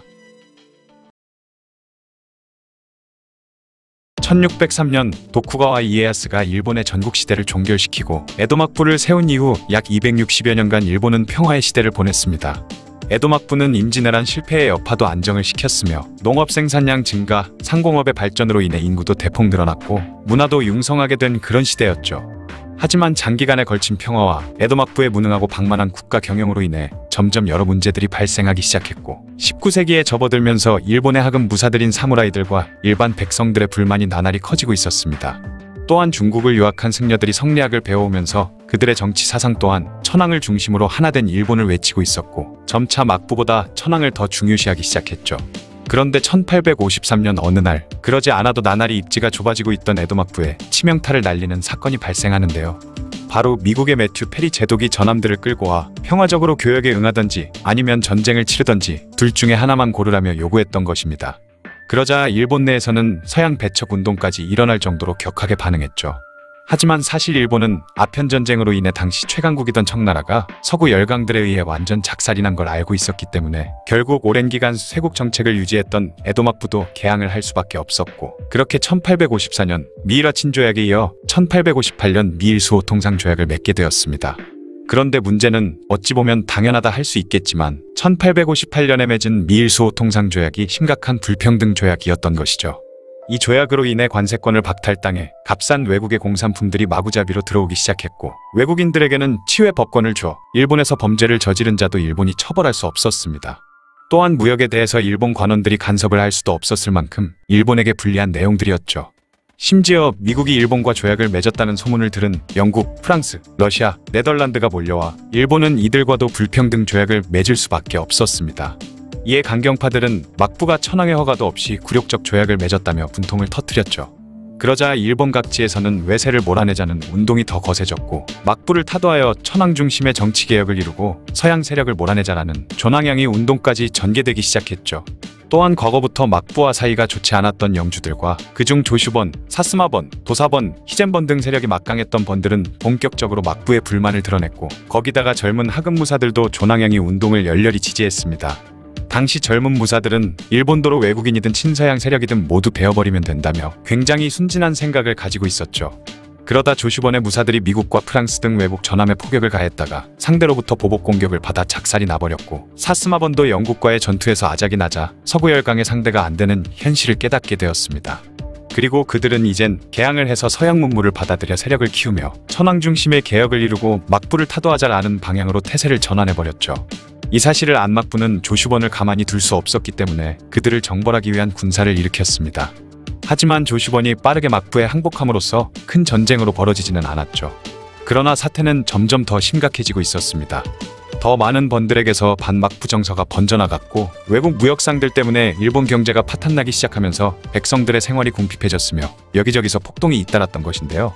그러자 결국엔 막부가 군대를 출동시켜 진압하는 악순환이 반복되었죠. 한편 조슈번은 막부에 항복한 이후 서양 무기와 서양식으로 군대를 양성하기 시작했고 영국으로부터 무기와 함선을 구입해 조용히 힘을 기르면서 다시 막부와 싸울 준비를 했습니다. 하지만 그래도 조슈번 혼자만의 힘으로는 막부와 친막 부영주들과 싸울 순 없었기에 1866년 비밀리에 사스마 번과 손을 잡아 사초 동맹을 맺었죠. 이 사실을 알게 된 막부에서도 다시 조슈번을 정벌하러 군대를 출진시켰지만 근대식 무기로 무장된 조슈번 군대에 참패를 하고 말았습니다. 그렇게 막부의 위신은 심하게 추락했고 이제 일본인들은 막부 체제의 붕괴가 눈앞으로 다가왔다고 생각하기 시작했죠. 그리고 1867년 도사본의 권유에 따라 쇼군이던 도쿠가와 요시노부는 천황에게 막부를 폐지하고 국가 통치권을 반납한다는 선언을 했습니다. 하지만 이 쇼군의 선언은 형식에 불과했는데 도쿠가와 요시노부는 쇼군의 지위는 잃었지만 내 대신이 되어 여전히 정권을 장악하고 있었던 것이죠. 그러나 조슈번과 사스마번 등 반란 세력은 이러한 중재안에 불만을 가졌고 그들은 막부의 뿌리를 완전히 뽑아버리기 위해 교토로 진군해 천황에게 도쿠가와 가문을 축출하고 막부의 폐지를 선언하게 했죠. 이에 도쿠가와 요시노부는 그들에 저항했고 그렇게 전투가 벌어졌지만 참패하고 말았습니다. 그리고 전쟁을 벌여봤자 승산이 없다고 생각한 요시노부는 그냥 항복하고 말았죠. 그렇게 에도 막부는 역사의 뒤안길로 사라지고 메이지 정부가 수립되면서 일본의 근대화의 시작인 메이지 유신이 시작되었습니다. 1868년 9월에 메이지 천황의 즉위식이 열렸고 조슈번과 사스마번 출신 인사들을 중심으로 급진적인 근대화 정책이 추진되기 시작했죠. 새로운 메이지 정부의 급한 과제는 중앙 집권화와 세소 확보, 그리고 서양 문물의 적극적인 도입이었습니다. 신정부는 에도를 도쿄라는 이름으로 바꾼 뒤 수도로 삼았으며 1869년 7월에는 일본의 모든 영토가 천황에 반납되었고 2년 후인 1871년에는 기존의 번을 폐지하고 현을 설치해 영주들이 다스렸던 영지를 중앙정부가 직접 관리하는 것으로 바꿨죠. 그렇게 280여 개에 달했던 번은 72개 부와 현으로 대폭 감소했고 메이지 정부에서 각각의 현에 현지사를 파견했습니다. 또한 서양 문물과 제도를 연구하기 위해 이와쿠라 사절단을 유럽과 미국에 파견했는데 이 사절단 일행 중 한 명이 바로 이토 히로부미였죠. 아무튼 사절단의 목적은 과거 서구 열강들과 맺은 불평등 조약의 재협상과 일본 근대화를 위한 해외 견학이었는데요. 하지만 불평등 조약 재협상은 결과적으로 실패하고 말았지만 사절단은 학교나 공장, 의회, 정부기관과 여러 제도들을 시찰했고 일본으로 돌아와 이때 수집한 정보를 바탕으로 여러 공공기관과 시설, 제도를 도입했습니다. 뿐만 아니라 서양식 공업기술이 도입되었고 1872년에 일본 최초의 철도가 개통되었죠. 그리고 화폐개혁을 실시해 엔화를 도입했으며 인력거나 마차, 양복, 구두, 벽돌 등 서양의 문물이 대거 유입되었고 건축물 역시 서양식으로 많이 세워졌습니다. 전국의 소학교, 고등학교, 대학교가 설립되면서 일반 국민들도 높은 수준의 교육을 받을 수 있는 환경이 갖춰지게 되었고 여성들 역시 의무적으로 고등교육을 받게 되었죠. 그리고 외국인 전문가들을 초빙해 기술, 교육, 정치, 군사 등 거의 모든 분야에서 근대식으로의 변화를 이루어냈습니다. 또한 프랑스와 독일의 법을 기초로 헌법을 다시 제정하였으며 나중에는 서구 열강과 맺은 불평등 조약도 폐지되었죠. 하지만 급진적으로 수많은 개혁 정책들을 시행하기 시작하자 변화에 적응하지 못했던 사람들은 불만을 가지기 시작했는데요. 특히 메이지 유신 초반에 벌어진 많은 개혁 중에서 무사 계급의 폐지가 많은 사건을 불러일으키기도 했습니다. 1972년 정부는 사무라이들의 신분을 평민으로 바꾸었죠. 또한 과거에는 이런 사무라이들에게 정부에서 복록을 지급했는데 진록 처분을 통해 복록을 공채로 발급하기로 했고 처음엔 사무라이들에게 이자 수익을 지급했지만 나중에는 이것마저 지급하지 않아 사실상 사무라이들에게 지급하던 복록을 폐지해버렸습니다. 거기다가 1876년엔 민간인들이 칼을 차고 다니는 걸 금지하는 패도령을 실시했는데 당시 칼은 무기로서의 기능보다 특정 신분을 표시하는 의미가 강했기 때문에 사무라이들의 반발을 불러일으켰죠. 그렇게 사무라이들의 특권을 서서히 없애자 그들의 분노는 극에 달했고 결국 사가이난, 하기이난이 일어났으며 나중에는 최대이자 최후의 사무라이 반란인 세이난 전쟁이 벌어지게 되었습니다. 하지만 근대식 무기를 사용하던 정부군에 의해 토벌되면서 사무라이 무사 계급은 몰락하고 말았죠. 그 외에도 여러 개혁이 급속도로 이루어지다 보니 나라 내부에서 많은 혼란을 초래했고 무사와 농민들의 불만도 잠재우기 위한 정한론이 제기되었습니다. 정한론이란 바로 조선을 정벌해야 한다는 사상이었죠. 조슈번의 요시다 쇼인 등 조선 정벌을 주장한 사람들은 1853년에 미국의 매튜 페리가 전함을 끌고 와 일본을 협박했던 것처럼 자신들도 전함을 끌고 가 조선을 개항시켜 무역을 하던지 아니면 군대를 보내 조선을 식민지로 만들자라고 주장했습니다. 그렇게 일본은 훗날 실제로 미국 페리 제독이 일본에 했던 행동을 비슷하게 따라한 운요 사건을 일으켜 강압적이고 위협을 가해 맺은 불평등 조약인 강화도 조약을 체결하기에 이르렀죠. 또한 일본은 천황 밑으로 입법, 사법, 행정의 3권 분립을 하긴 했지만 군의 통수권자를 천황으로 정하면서 군부가 정부의 통제를 벗어나게 되었고 이는 일본이 군국주의 국가가 되는 배경이 되었습니다. 일본 근대화의 시작, 메이지 유신에 대한 이야기였습니다. 혹시 오구라 컬렉션에 대해서 알고 계시나요?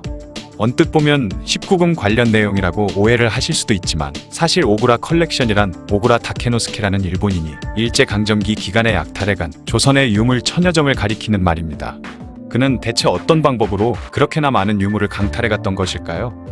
1870년 치바현 나리타시에서 태어난 오구라 다케노스케는 도쿄제국대학 법학부를 졸업한 후 1904년 경부철도 대구 출장소에 발령받아 한반도에 건너오게 됩니다. 오구라는 1905년에 경부철도를 퇴사하고 부동산업을 시작했는데 그가 대구에서 사모은 토지 가격이 폭등하면서 큰 돈을 벌게 되죠.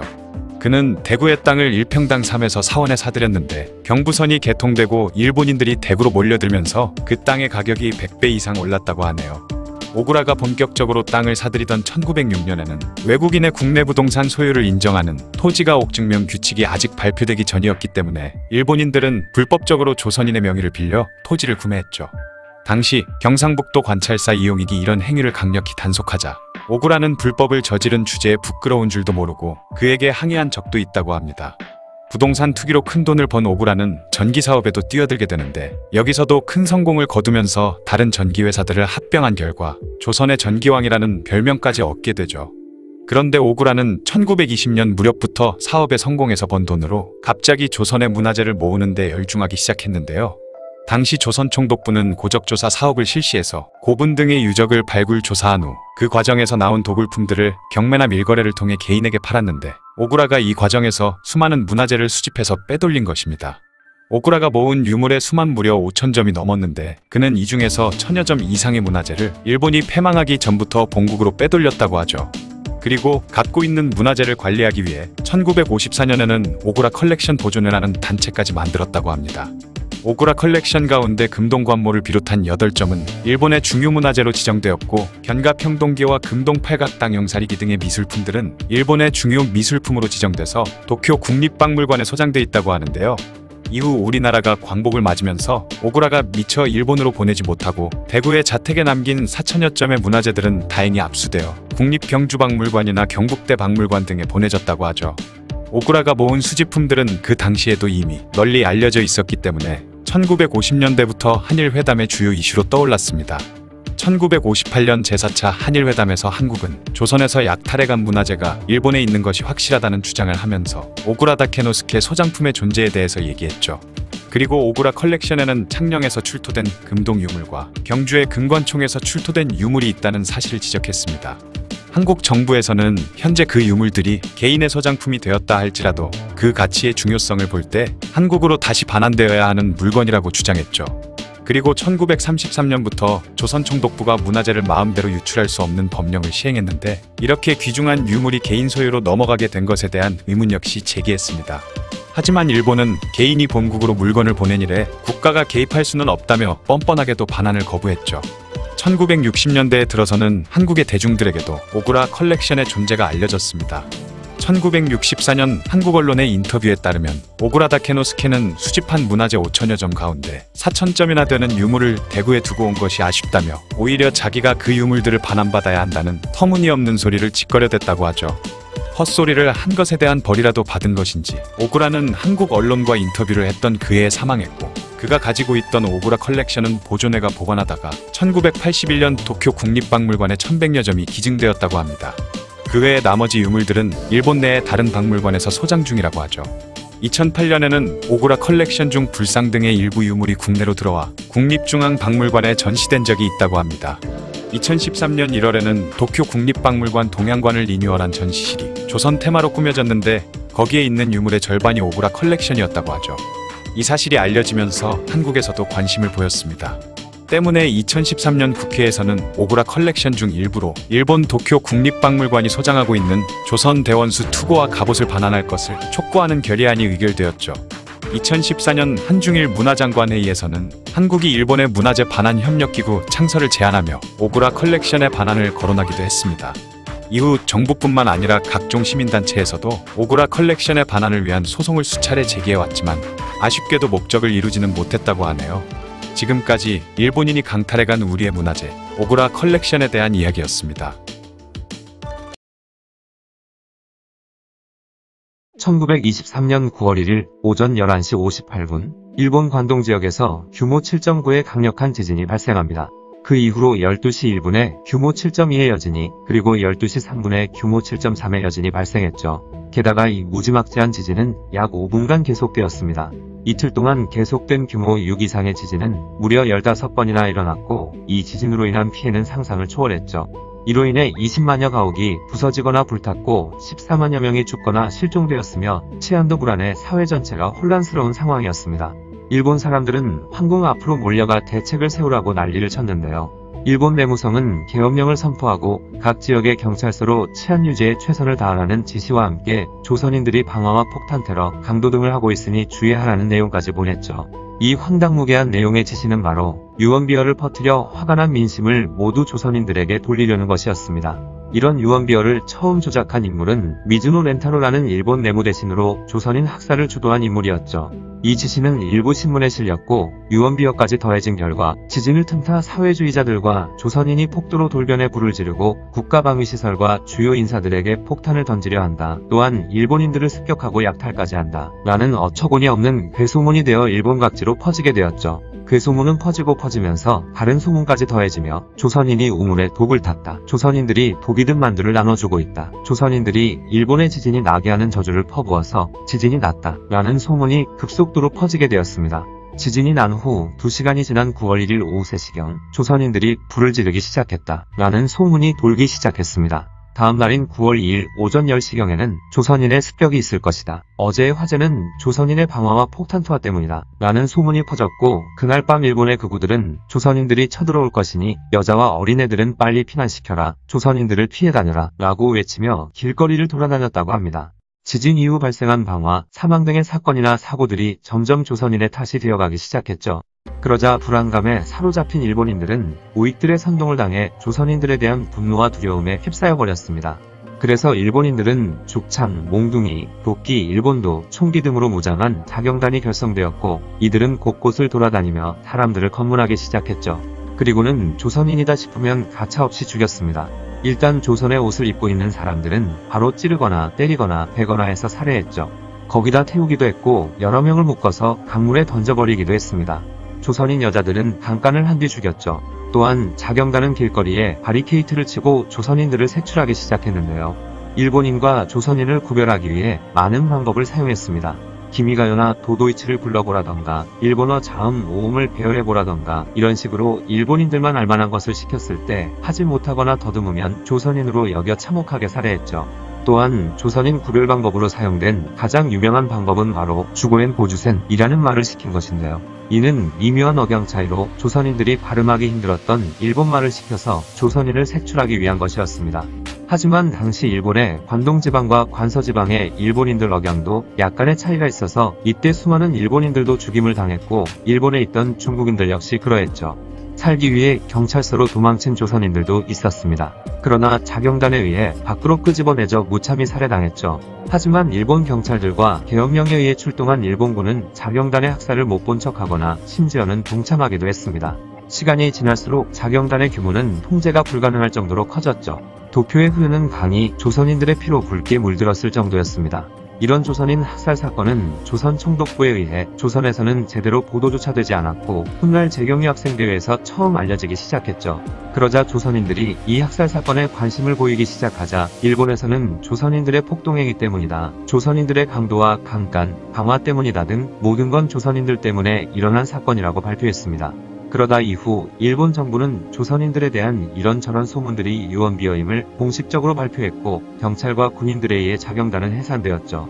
당연하다면 당연하겠지만 경찰에서는 자경단 일부를 연행한 뒤 조사한 결과 증거불충분으로 석방되거나 손방망이 처벌에 그쳤습니다. 대한민국 임시정부에서는 독립신문 1923년 12월 5일자에 이때 학살당한 조선인은 6,661명이라고 주장했는데요. 정확한 피해자 수는 아직 밝혀지진 않았지만 정확한 사실은 이날 엄청나게 많은 조선인들이 학살당했다는 것이죠. 이 사건은 훗날 관동대학살이라고 불리게 되었습니다. 그런데 오오카와 츠네키치라는 경찰서장은 조선인을 보호했고 계엄 출동한 일본군은 자경단을 공격해 해산시키고 살해당하기 직전에 조선인을 구출한 사례도 일부 존재한다고 하죠. 러일전쟁을 승리로 이끌었던 아키야마 요시우루도 조선인들이 그런 짓을 할 리가 없다. 유언비어에 휘둘리는 건 정신력이 약해서이다. 라며 사람들에게 훈시를 하기도 했습니다. 극우파이자 사회주의자였던 기타이키는 독립운동가 박열을 피신시키기도 했죠. 그 참혹했던 현장에 그나마 정상이던 일본인도 있긴 있었나 보네요. 지진과 같은 자연재해까지 우리 조선인들 탓으로 돌린 나쁜 일본인들은 정말 가슴이 답답할 정도로 밉네요. 일제강점기 때 있었던 너무나도 어처구니 없는 일본인들의 잔인한 만행, 관동대학살에 대한 이야기였습니다. 혹시 이 만화 장면을 보신 분 계신가요? 이 장면은 일본 만화 몽환의 군함 야마토의 한 장면인데요. 일본 해군의 수뇌부가 미드웨이 해전 워게임을 하는 장면이죠. 워게임이란 말 그대로 전쟁을 게임하듯이 시뮬레이션하는 것으로 여러 군사 연습 방법 중 하나이고 현존하는 병력이나 장비 등을 반영해서 실제로 해보는 훈련이라고 합니다. 이 장면에서 보면 주사위 수가 9가 나오자 진행관은 일본의 항공모함인 아카기가 미사일을 9발 맞아 침몰했다고 하는데요. 이때 참모장 우가키 마토메는 게임을 중지시키더니 명중탄은 3발이라고 말하자 진행관은 잠시 침묵하더니 명중탄이 3발이라고 고치고 소파가 됐다고 합니다. 이에 다른 장교들이 침몰한 항공모함이 다시 되살아났다며 일본 해군은 강하다라고 말하죠. 이 장면만 봤을 때 진짜 어처구니가 없는데요. 그런데 충격적인 건 이 장면은 실화에 기반해서 그려진 것이라고 합니다. 더 재미있는 건 저 아카기의 침몰 과정인데요. 오늘은 이 이야기를 전해드리겠습니다. 1942년 5월 1일 일본 해군은 미드웨이 작전을 준비하며 대규모 워게임, 즉 모의전투 훈련을 실시했습니다. 야마모토 이소로쿠와 우가키 마토메 등 일본 해군의 핵심 인물들이 참여했죠. 그런데 이 훈련에서 놀라운 사건이 벌어졌습니다. 당시 미국 역할을 맡은 마스다 지아키는 미군이 일본군의 동선을 완벽히 파악하고 매복해 있다가 기습을 해 성공하는 시나리오로 일본군을 괴멸시켰습니다. 즉, 모의전투에서조차 일본군은 참패를 당한 거였죠. 그러나 이 결과는 받아들여지지 않았습니다. 비록 워게임이었지만 일본군을 격파당한 걸 그대로 판정하면 사기의 악역향이 갈 거라는 이유에서였죠. 또한 만화에서처럼 주사위 눈이 9가 나와 아카기가 침몰했는데 우가키 마토메는 9발 명중은 너무 많다고 우겨 침몰한 아카기를 부활시켜버렸습니다. 이때 실제 역사에서는 만화의 내용과는 달리 일부 참모장들이 우가키의 억지에 이의를 제기했다고 하죠. 그러니 우가키는 만약 우리가 항공모함을 한 대라도 잃는다면 우리는 전쟁에서 진다라고 대꾸하며 침몰한 아카기를 부활시켜 버린 것이었습니다. 당시 일본은 이런 워게임에서도 무조건 이겨야 하는 분위기였기에 아카기를 부활시켰지만 그래도 계속 미군에 패배하는 상황이 나오자 미군은 우리가 미드웨이 공격을 한다는 사전 정보가 없으니 매복 전술을 사용할 수가 없다라든지 이번엔 미 해군이 정찰기를 띄우지 않을 것이다 라든지 미국 특성상 우리가 미드웨이 공격을 시작했을 때 그제서야 하와이에서 출발할 것이다 라는 억지를 부려가며 워게임을 이어갔다고 하죠. 하지만 당시 일본의 골칫거리였던 연료 문제라든지 함선들의 항속거리 등 여러 문제점들이 발견되자 결국 야마모토 이소로쿠 사령장관에게 대대적인 작전의 수정을 건의했습니다. 그러나 당시 일본은 미국의 항공모함들에 의해 일본군 점령 지역을 하나 둘 털리고 있었고 도쿄, 오사카 등 주요 도시에 폭격을 하며 일본의 멘붕을 선사해 주었던 둘리틀 특공 공격까지 받은 상황이었죠. 거기다가 빨리 미군의 항공모함들을 격파시키지 않으면 미국의 미친 생산력에 버티지 못하고 패전할 것이라는 조바심과 진주만 공습을 성공시킨 데에 도취된 야마모토는 더 이상 미국의 항공모함들을 그대로 놔둘 수는 없다는 판단에 일본 해군 육군의 반대를 무릅쓰고 작전을 강행하기로 했습니다. 그리고 1942년 6월 지들 마음대로 바꿔버린 워게임 시뮬레이션이 결국 실전에서도 재현되고 말았는데요. 미군은 이미 일본군의 암호를 해독하고 있었고 이들이 미드웨이를 공격할 것이라는 걸 미리 알고 있었던 것이죠. 당시 미군은 일본 해군의 통신을 감청하고 있었는데 일본은 모든 통신문을 암호화해서 전달하고 있었다고 합니다. 그때 미국은 일본군의 다음 공격 목표가 AF라는 사실을 입수했지만 문제는 AF가 어디냐는 점이었죠. 당시 미드웨이 섬에는 도청에 우려가 없는 해저 케이블이 있었는데 중요한 사실만 이 케이블을 이용해 통신했고 알려져도 상관없는 내용은 정기적으로 도청이 당하는 무선으로 교신하고 있었습니다. 혹시 해저 케이블의 존재가 일본에 발각당할까봐 그랬던 것이죠. 이때 태평양 함대 암호 해독반은 AF의 위치를 알아내기 위해 계책을 냈죠. 당시 어렴풋이 AF는 미드웨이가 아닐까 생각하고 있었던 미국은 도청당하는 무선을 이용해 미드웨이의 해수 담소화 장치가 고장나서 식수가 부족하다라는 내용의 거짓 교신을 보냈고 이 미끼를 덥석 물어버린 일본은 AF의 식수가 부족함이라는 무전을 날렸던 것입니다. 이 무전은 성공적으로 감청했고 그렇게 다음 공격 목표가 미드웨이란 것을 알게 된 것이죠. 일본이 공격해 들어오자 워게임에서 마스다 지아키가 미군 역할을 하면서 했던 매복 작전이 실제로 벌어졌는데 미드웨이 북동쪽에서 매복하고 있던 미군 항공모함은 일본 함대를 먼저 발견하고 기습해버렸습니다. 결국 일본군은 항공모함 4척 중 3척을 순식간에 잃고 말았죠. 그 중에서 워게임에서 부활했던 아카기는 참 아이러니한 운명을 맞이했는데요. 워게임에서는 9발을 맞고 침몰되었지만 실제로 현실에서는 단 한 발의 폭탄을 맞고 결국 침몰하고 말았던 것이죠. 이 단 한 발의 명중탄은 일명 베스트샷이라고 불리고 있습니다. 당시 공격을 한 뒤 상부에 올리는 보고서에는 폭탄을 떨어뜨린 파일럿의 이름을 넣어 스미스샷이나 마이클샷 이런 식으로 서술했다고 하죠. 그런데 아카기의 첫 명중탄을 날린 사람이 바로 리처드 H. 베스트 대위였고 그래서 그 공격을 베스트샷이라고 부른 것입니다. 하필이면 정말 최고의 공격을 했는데 이름마저 베스트샷이니 우연의 일치가 참 대단한 것 같죠. 당시 베스트 대위는 이런 말을 했다고 합니다. 당시 아카기 갑판에 커다란 일장기가 그려져 있었는데 그걸 본 베스트 대위는 마치 여기에 떨어뜨려 주세요 라고 하는 것 같았다고 하죠. 아까 만화에서는 폭탄을 3발 맞아도 소파 정도로 표현되었던 만큼 초대형 함선인 항공모함이 고작 폭탄 몇 발 맞았다고 격침되지 않는다고 하는데요. 그런데 또 다른 우연이 겹쳐서 아카기는 결국 침몰하고 맙니다. 베스트샷이 아카기의 갑판을 뚫고 경납고에서 폭발했는데 당시 미드웨이를 공격하기 위해 경납고에 있던 일본군 항공기들의 폭탄을 장착 중이었던 탓에 이 폭탄들이 연쇄 폭발을 일으켜 화재가 일어났죠. 하필이면 베스트샷이 방화 커튼이 있던 자리에 터져서 아카기의 방화 커튼이 무용지물이 되어버렸고 이런 상황에 또다시 아카기의 후방에 떨어진 지근탄 2발이 소화 펌프를 망가뜨려 이런 조건들이 겹쳐지면서 아카기가 침몰하고 말았던 것입니다. 만약 방화 커튼이 멀쩡했거나 경납고에 항공기들의 폭탄들이 장착되지 않았거나 소화 펌프가 고장나지 않았더라면 이것으로 침몰하지는 않았을 거라고 하죠. 아이러니하게도 미드웨이 해전에서 부활한 항공모함은 일본의 아카기가 아니라 미국의 요크타운이었습니다. 요크타운은 산호의 해전에서 큰 피해를 입어 원래 수리만 3개월 걸릴 판이었죠. 하지만 미군은 단 3일 만에 응급 수리를 끝내고 다시 전장에 복귀시켰습니다. 당시 일본은 요크타운의 활동이 불가능하고 남은 미국의 항공모함은 2척이라 판단해 그 2척을 격침시키기 위해 미드웨이를 공격하기로 결정한 것이었죠. 하지만 일본의 생각과는 다르게 요크타운은 멀쩡히 미드웨이 해전에 복귀해 일본군의 2번째 공격까지 막아냈죠. 2차 세계대전 당시 일본군은 워게임에서조차 진 시나리오를 감추기에 급급했습니다. 결국 그 결과는 현실에서 훨씬 더 뼈아프게 다가왔죠. 미드웨이 해전은 단순한 패배가 아니었습니다. 그것은 조직의 오만과 착각이 낳은 필연적인 파국이었죠. 그리고 오늘날 우리에게 승리를 확신할 때야말로 가장 위험한 순간이다 라고 경고하고 있습니다. 혹시 일본 오키나와를 가보신 적 있으신가요? 오키나와 하면 떠오르는 이미지가 아름다운 휴양지라든지 일본의 최남단에 있는 섬이라든지 맛있는 음식들, 해외여행 이런 것들이 떠오르는데요. 하지만 사실 오키나와에서는 2번 다시 있어서는 안 될 일본군의 참혹한 악행이 벌어진 과거가 있었습니다. 더 역겨운 사실은 이런 일본군의 만행을 일본 스스로 감추고 왜곡시키고 있다는 점인데요. 최근 일본의 사회 교과서의 내용 때문에 미국인들이 분노에 마지 않았다고 합니다. 그 이유는 바로 그 사회 교과서에는 태평양 전쟁에 대한 책임을 미군과 연합군에게 떠넘기는 내용이 들어있었고 이곳 오키나와에서 자신들이 행한 만행까지 미군의 탓으로 돌리려는 내용이 들어있었던 것이죠. 아름다운 휴양지로만 알고 있던 오키나와에서는 대체 무슨 일이 있었던 것일까요? 오키나와는 17세기 초까지만 해도 일본이 아닌 류큐라는 나라였습니다. 그들은 중국과 대만, 조선, 일본을 오가는 중개무역으로 번성을 이루었던 나라였죠. 그리고 중국 명나라와 무역을 활발히 했으며 명나라의 조공을 바치던 나라였기에 오히려 일본보다는 중국에 가까운 나라였습니다. 그러다 일본이 1609년 류큐 왕국을 침략했고 전쟁에서 패배해 그렇게 일본의 속국이 되어 일본의 지배를 받게 되었죠. 시간이 흘러 19세기 메이지 시대에는 아예 오키나와현으로 강제로 편입되어 류큐 왕국은 멸망하게 되었습니다. 그렇게 오키나와는 일본이지만 일본이 아닌 애매한 곳이 되어버렸는데요. 그 이후 태평양 전쟁이 발발하고 이곳 오키나와에서 대규모 전투가 일어나면서 일어나면 안 되었을 잔인하고 비극적인 일이 벌어지게 되었죠. 미군은 일본의 영토였던 아오지마를 점령한 이후 일본의 본토로 쳐들어가기 위해 규슈 지역에 폭격을 가할 수 있는 오키나와 섬을 다음 타깃으로 삼았습니다. 그리고 무려 18만 명에 달하는 대군을 이끌고 오키나와 섬으로 상륙을 하기 위한 만반의 준비를 마쳤죠.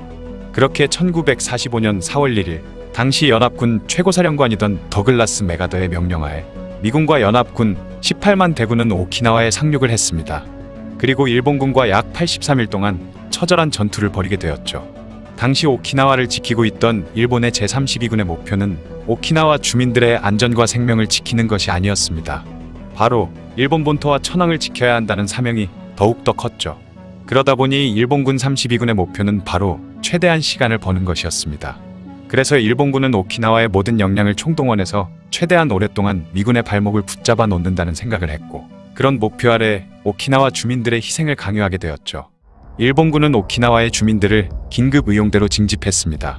그러다 보니 어린 소년에서부터 70대 노인까지 마구잡이로 일본군에 끌려가게 되었죠. 일본군의 잔악성은 여기서 나타나게 되는데요. 그들은 의용대로 끌고 온 오키나와 주민들에게 폭탄을 건네주고 미군의 탱크로 뛰어들어 자폭하게 하거나 심지어 어린 여자아이들에게는 죽창을 손에 쥐어줬으며 전투 중 최전방에 그들을 세워 총알바지로 내몰았습니다. 그들은 앞에서는 미군들의 총알에 뒤에서는 일본군의 총알에 맞아 죽어나가고 있었죠. 일본군의 이런 잔인하고 상상을 초월할 악행에 전 세계 전쟁 역사상 유례없는 말도 생겨났는데요. 그것은 바로 인간 방패였습니다. 차마 아이들을 죽이면서까지 전투를 할 수 없었던 미군은 어떻게 국가가 이렇게까지 할 수가 있냐는 말까지 나오게 되었고, 그 정도로 이 인간 방패의 참상은 눈뜨고 볼 수 없을 만큼 잔인무도했죠. 그럼에도 불구하고 미군의 상대가 되지 못했던 일본군은 계속해서 후퇴를 거듭하게 되었고, 결국에는 더욱 끔찍한 짓까지 하게 됩니다. 일본군은 오키나와 주민들에게 미군에게 붙잡히게 되면 남자는 사지를 찢겨서 죽게 되고 여자는 강간당한 후 죽게 된다 라는 말을 하면서 그럴 바에는 천황을 위해 영광스럽게 자결하라며 주민들에게 수류탄을 나눠줬죠. 만약 이를 거부하거나 도망칠 경우에는 주민들이 보는 앞에서 공개 처형되었습니다. 수류탄을 건네받은 주민들은 동굴 안에 단체로 모여 수류탄을 터뜨리기도 했고, 불발일 경우에는 농약이나 극약을 먹으면서 그렇게 죽어갔죠. 더욱더 비극적인 사실은 수류탄이든 극약이든 죽기 위한 물품들이 다 떨어지게 되자 살아남은 사람들은 가족들끼리 돌이나 죽창, 몽둥이, 농기구 등을 사용해 부모가 자식들을 죽이고 남편이 아내를 죽이는 너무나도 끔찍한 일까지 벌어졌습니다. 심지어는 절벽에서 뛰어내려 사망한 사람도 수없이 많았죠. 그렇게 오키나와 주민들은 자국의 군대에 의해 영광스러운 자결을 가장한 학살을 당하게 된 것입니다. 이뿐만이 아니라 일본군은 오키나와 방언을 사용하는 원주민들은 미군의 스파이로 몰아 죽이기도 했죠. 거기다가 미군에 의해 몰릴 대로 몰린 일본군은 주민들과 함께 동굴에 숨어들었는데요. 미군에게 들킬 것을 염려한 일본군은 3살 이하의 어린아이들이 혹시나 울까봐 입을 틀어막아 살해했고 목을 조르거나 주사를 놓아서 죽이기까지 했죠. 그런 지옥 같은 현장에서 더 이상 버틸 수 없었던 주민들은 차라리 미군에게 맞아 죽겠다고 동굴 밖으로 뛰쳐나왔는데요. 그들을 막고 있던 건 미군이 아니라 일본군이었다는 데에서 더더욱 배신감을 느꼈고, 이렇게 동굴 밖으로 뛰쳐나온 사람들은 오히려 살아남았다고 하죠. 이때 살아남은 한 할아버지는 가족들을 죽이고 나서 자신도 죽으려고 하다 실패해 살아남게 되었고, 평생을 씻을 수 없는 죄책감에 시달리며 살았다고 합니다. 그런데 일본군이 굳이 주민들의 죽음을 강요한 이유가 더욱더 가관인데요. 그 이유는 바로 오키나와 주민들에 대한 차별과 불신 때문이었다고 하죠. 일본군의 수뇌부들은 오키나와 사람들의 천황에 대한 충성심이 낮아 미군의 포로가 되면 군사기밀이나 군사시설의 위치 등을 발설할 것을 두려워했고, 그래서 오키나와 주민들을 해쳤던 것입니다. 그렇게 83일간 계속되었던 오키나와 전투는 1945년 6월 23일 일본군 제32군 사령관 우시지마 미치루가 스스로 목숨을 끊고 일본군이 패전하면서 끝이 나게 되었죠. 그렇게 엄청나게 많은 사람들이 무참히 죽임당한 이 사건이 끝나고 2달도 안 되어 일본은 무조건 항복을 선언하게 되었습니다. 당시 일본군의 강압에 못 이겨 이용군이 되어 최전방으로 몰린 주민들의 수와 일본군들에게 강요되어 스스로 목숨을 끊었던 주민들의 수는 14만 명이 넘을 것이라 추산하고 있죠. 이는 미군 전사자 1만 명과 일본군 전사자 8만 명을 합친 수보다 월등히 많은 규모이고, 당시 오키나와의 인구의 4분의 1이 그렇게 죽어갔다고 보고 있습니다. 전쟁이 끝나고 오키나와는 잠깐 미국의 통치하에 있다가 1972년이 되어서야 다시 일본으로 편입되었는데요. 그래서 현재까지도 오키나와에는 많은 수의 미군 기지가 있다고 하죠. 하지만 가장 큰 문제는 바로 일본의 역사 왜곡 문제입니다. 일본의 사회 교과서에 미군이 상륙해서 주민들이 집단으로 자결하는 비극이 벌어졌다 라고 적고 있는 것이죠. 바로 주민들의 죽음은 미군 탓이다 라고 몰아가고 있는 것입니다. 사실은 포로가 된 오키나와 주민들이 미군에 협조할 것이 두려웠던 일본군에 의해 강압과 강요에 못 이겨 학살 같은 자결을 했던 것인데 말이죠. 이들은 자국의 역사조차 왜곡하고 있는 것입니다. 현재 당시 죽지 않고 살아남은 오키나와 주민들도 아직 살아있고 미군의 기록도 남아있기도 하지만 일본 정부와 일본 우익 세력은 그것들은 공식적인 일본군의 문서 기록이 아니라며 인정하지 않고 발뺌하고 있는 상황이죠. 심지어 처음에는 오키나와 주민들의 집단 자결 자체를 교과서에 언급을 하지 않았지만 오키나와 주민들의 거센 항의와 요구에 마지못해 싣게 되었고, 그런데 그 짓을 강요한 일본군은 쏙 빼버리고 집단적인 자살이 있었던 건 맞다 라는 식으로 언급되었다고 합니다. 그러자 오키나와 주민들은 집단 소송을 벌였고 대규모 집회를 여는 등 거세게 반발하자 그제서야 일본군이 관여했다 라는 문구를 집어넣기는 했지만 일본군이 강제로 시켰다 라는 건 여전히 인정하지 않고 있다고 하죠. 그리고 이 오키나와 전투에는 강제로 징용된 한국인도 약 1만 명이 희생된 것으로 추산하고 있고 현재 오키나와에 조성되어 있는 평화공원에는 고작 600여 명의 한국인 이름이 새겨져 있다고 합니다. 자꾸 손바닥으로 하늘을 가리려는 일본이 제국주의 시절 자신들이 행했던 악행을 사실대로 털어놓는 그런 날이 올까 하는 의문이 드네요. 일본 오키나와에 있었던 일본군이 자국민을 살해한 사건, 오키나와 학살 사건에 대한 이야기였습니다. 오늘은 전세계 전쟁 역사상 최악의 작전에 대해서 이야기해볼까 합니다. 이 작전을 들은 더글러스 메가더 장군은 조종사라는 고급 인력을 아무 의미 없이 소비하다니 나 같았으면 이 명령을 내린 놈을 그 자리에서 쏴 죽였을 것이다 라고 했다고 하죠. 이 작전은 바로 국가가 나서서 주도한 강제적 자폭 명령이었던 카미카제 작전입니다. 원래 이름은 신풍특별공격대로 일본군은 신프라고만 불렀는데 한 미국 기자가 카미카제 특공대라고 잘못 읽었다고 합니다. 그 이후 카미카제라는 명칭이 더 유명해지면서 이제는 일본 안팎을 가리지 않고 카미카제로 부르기 시작한 것이죠. 단순히 말해서 카미카제 작전은 비행기에 폭탄을 가득 싣고 날아간 뒤 적의 함선에 그대로 꼬라박아 자폭을 해버리는 잔혹한 작전이었는데요. 카미카제의 임하는 조종사들은 일반인들에게 절망적인 상황에서 조국과 천황을 위해 기꺼이 목숨을 바친 영웅으로 인식되었고 그들이 천황폐하 만세를 외치며 용기 있고 기쁘게 떠났다는 말이 있는데 이런 말들은 사실 일본이 꾸며낸 거짓말이었죠. 실제로 대부분의 조종사들은 반강제적으로 비행기에 탈 수밖에 없었습니다. 극단적인 권위주의와 전체주의가 만연했을 당시 일본에서 조종사들이 카미카제의 지원을 거부한다는 것은 있을 수 없는 일이었죠. 그렇게 심리적으로 이미 억압되어 있었기 때문에 모두가 모인 자리에서 카미카제에 지원하지 않을 조종사들은 앞으로 나오라고 하면 우물쭈물하며 아무도 나가지 못했던 것입니다. 또한 만약 앞으로 나섰다가 자신과 가족들에게 불명예스러운 오명이 씌워진다거나 해코지를 당하지 않을까 두려워 자신을 이런 상황으로 몰아넣은 조국을 원망하면서 카미카제에 지원했던 것이죠. 실제로 나라를 위해 목숨 바친 애국심 넘치는 조종사들도 있었겠지만 대부분의 조종사들은 군중 심리와 군부의 압박 그리고 연좌제의 공포 때문에 마지못해 임무에 참여했고 죽기 직전에 외친 말은 천황폐하 만세나 일본 제국 만세가 아니라 어머니였다고 하죠. 요미우리 신문의 전 회장이자 주필 와타나베 치네오의 증언에 따르면 그들의 모습은 마치 도살장에 끌려가는 가축과 같았고 모두 고개를 숙인 채 비틀거리며 걸어갔다 라고 하면서 어떤 사람들은 제대로 서 있지도 못해서 다른 병사들에게 실려 강제로 비행기 조종석으로 밀어넣어졌다 라며 당시 처참했던 상황에 대해 이야기했죠.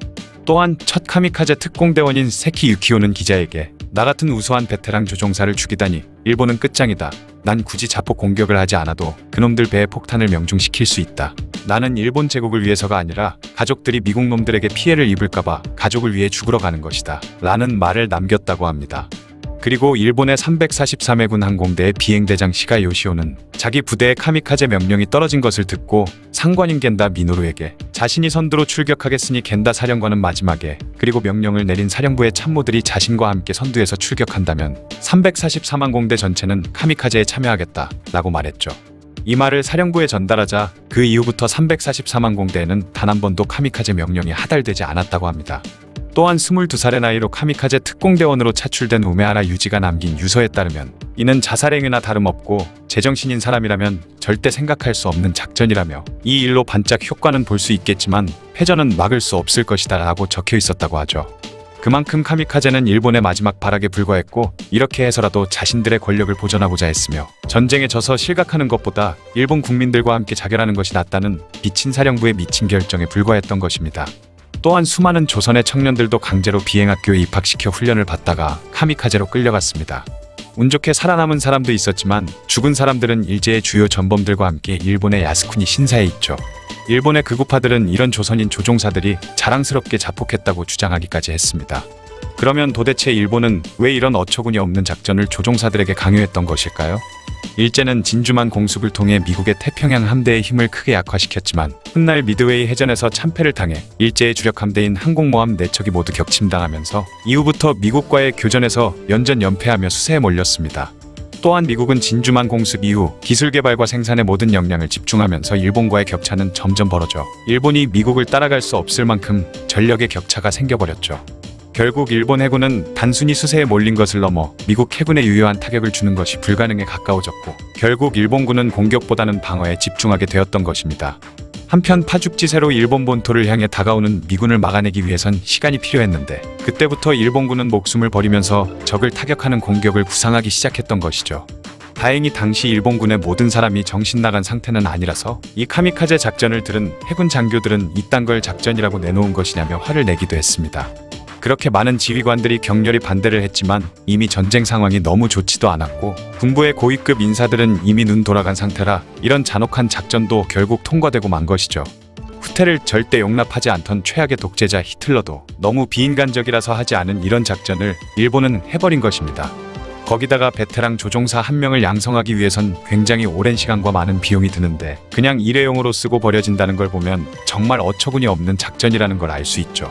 심지어 당시 황태자였던 아키히토는 카미카제에 대한 설명을 듣고 나서 단지 병력만 소모시키는 것 아닙니까? 라고 했다고 하는데요. 어쨌든 일본은 1944년 초부터 자폭 병기를 만들기 시작했으며 같은 해 7월에는 이 특공작전을 정식으로 채용했고 10월부터는 자발적으로 카미카제 공격을 하는 것을 반대하지는 않겠다며 정식으로 허가까지 했던 것입니다. 그렇게 1944년 10월 20일 일본군 해군 중장 오니시 다키지로는 자신이 지휘하던 항공전대의 인원들을 차출해 카미카제 부대를 처음 만들게 되었는데 이때 차출된 조종사들은 제로센 전투기에 250kg의 폭탄을 적재한 채 미군 군함에 들이박아 버리도록 훈련을 받았죠.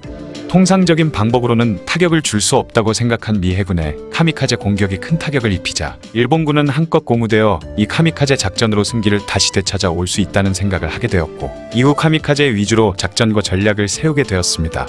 초반에는 그나마 베테랑이던 전투기 조종사들이 전투기를 조종하면서 공격을 시행해 이를 예상하지 못했던 미국 함대에 많은 피해를 입혔지만 이 무식한 공격이 계속되자 미 해군은 대공포와 레이더 등을 모든 함대에 추가로 배치했고 그러자 초반과는 달리 카미카제 공격 효과 역시 감소했죠. 그리고 나중에는 미국 전함 한 대가 일본군 전투기 수십 대를 접근하기도 전에 파괴시키는 사태까지 벌어졌고 그렇게 카미카제를 위해 100대가 넘는 전투기를 투입해야 겨우 4~5대가 공격에 성공할 수 있었으며 그렇게 대부분의 일본 전투기와 조종사들은 바닷속에 수장되고 말았습니다.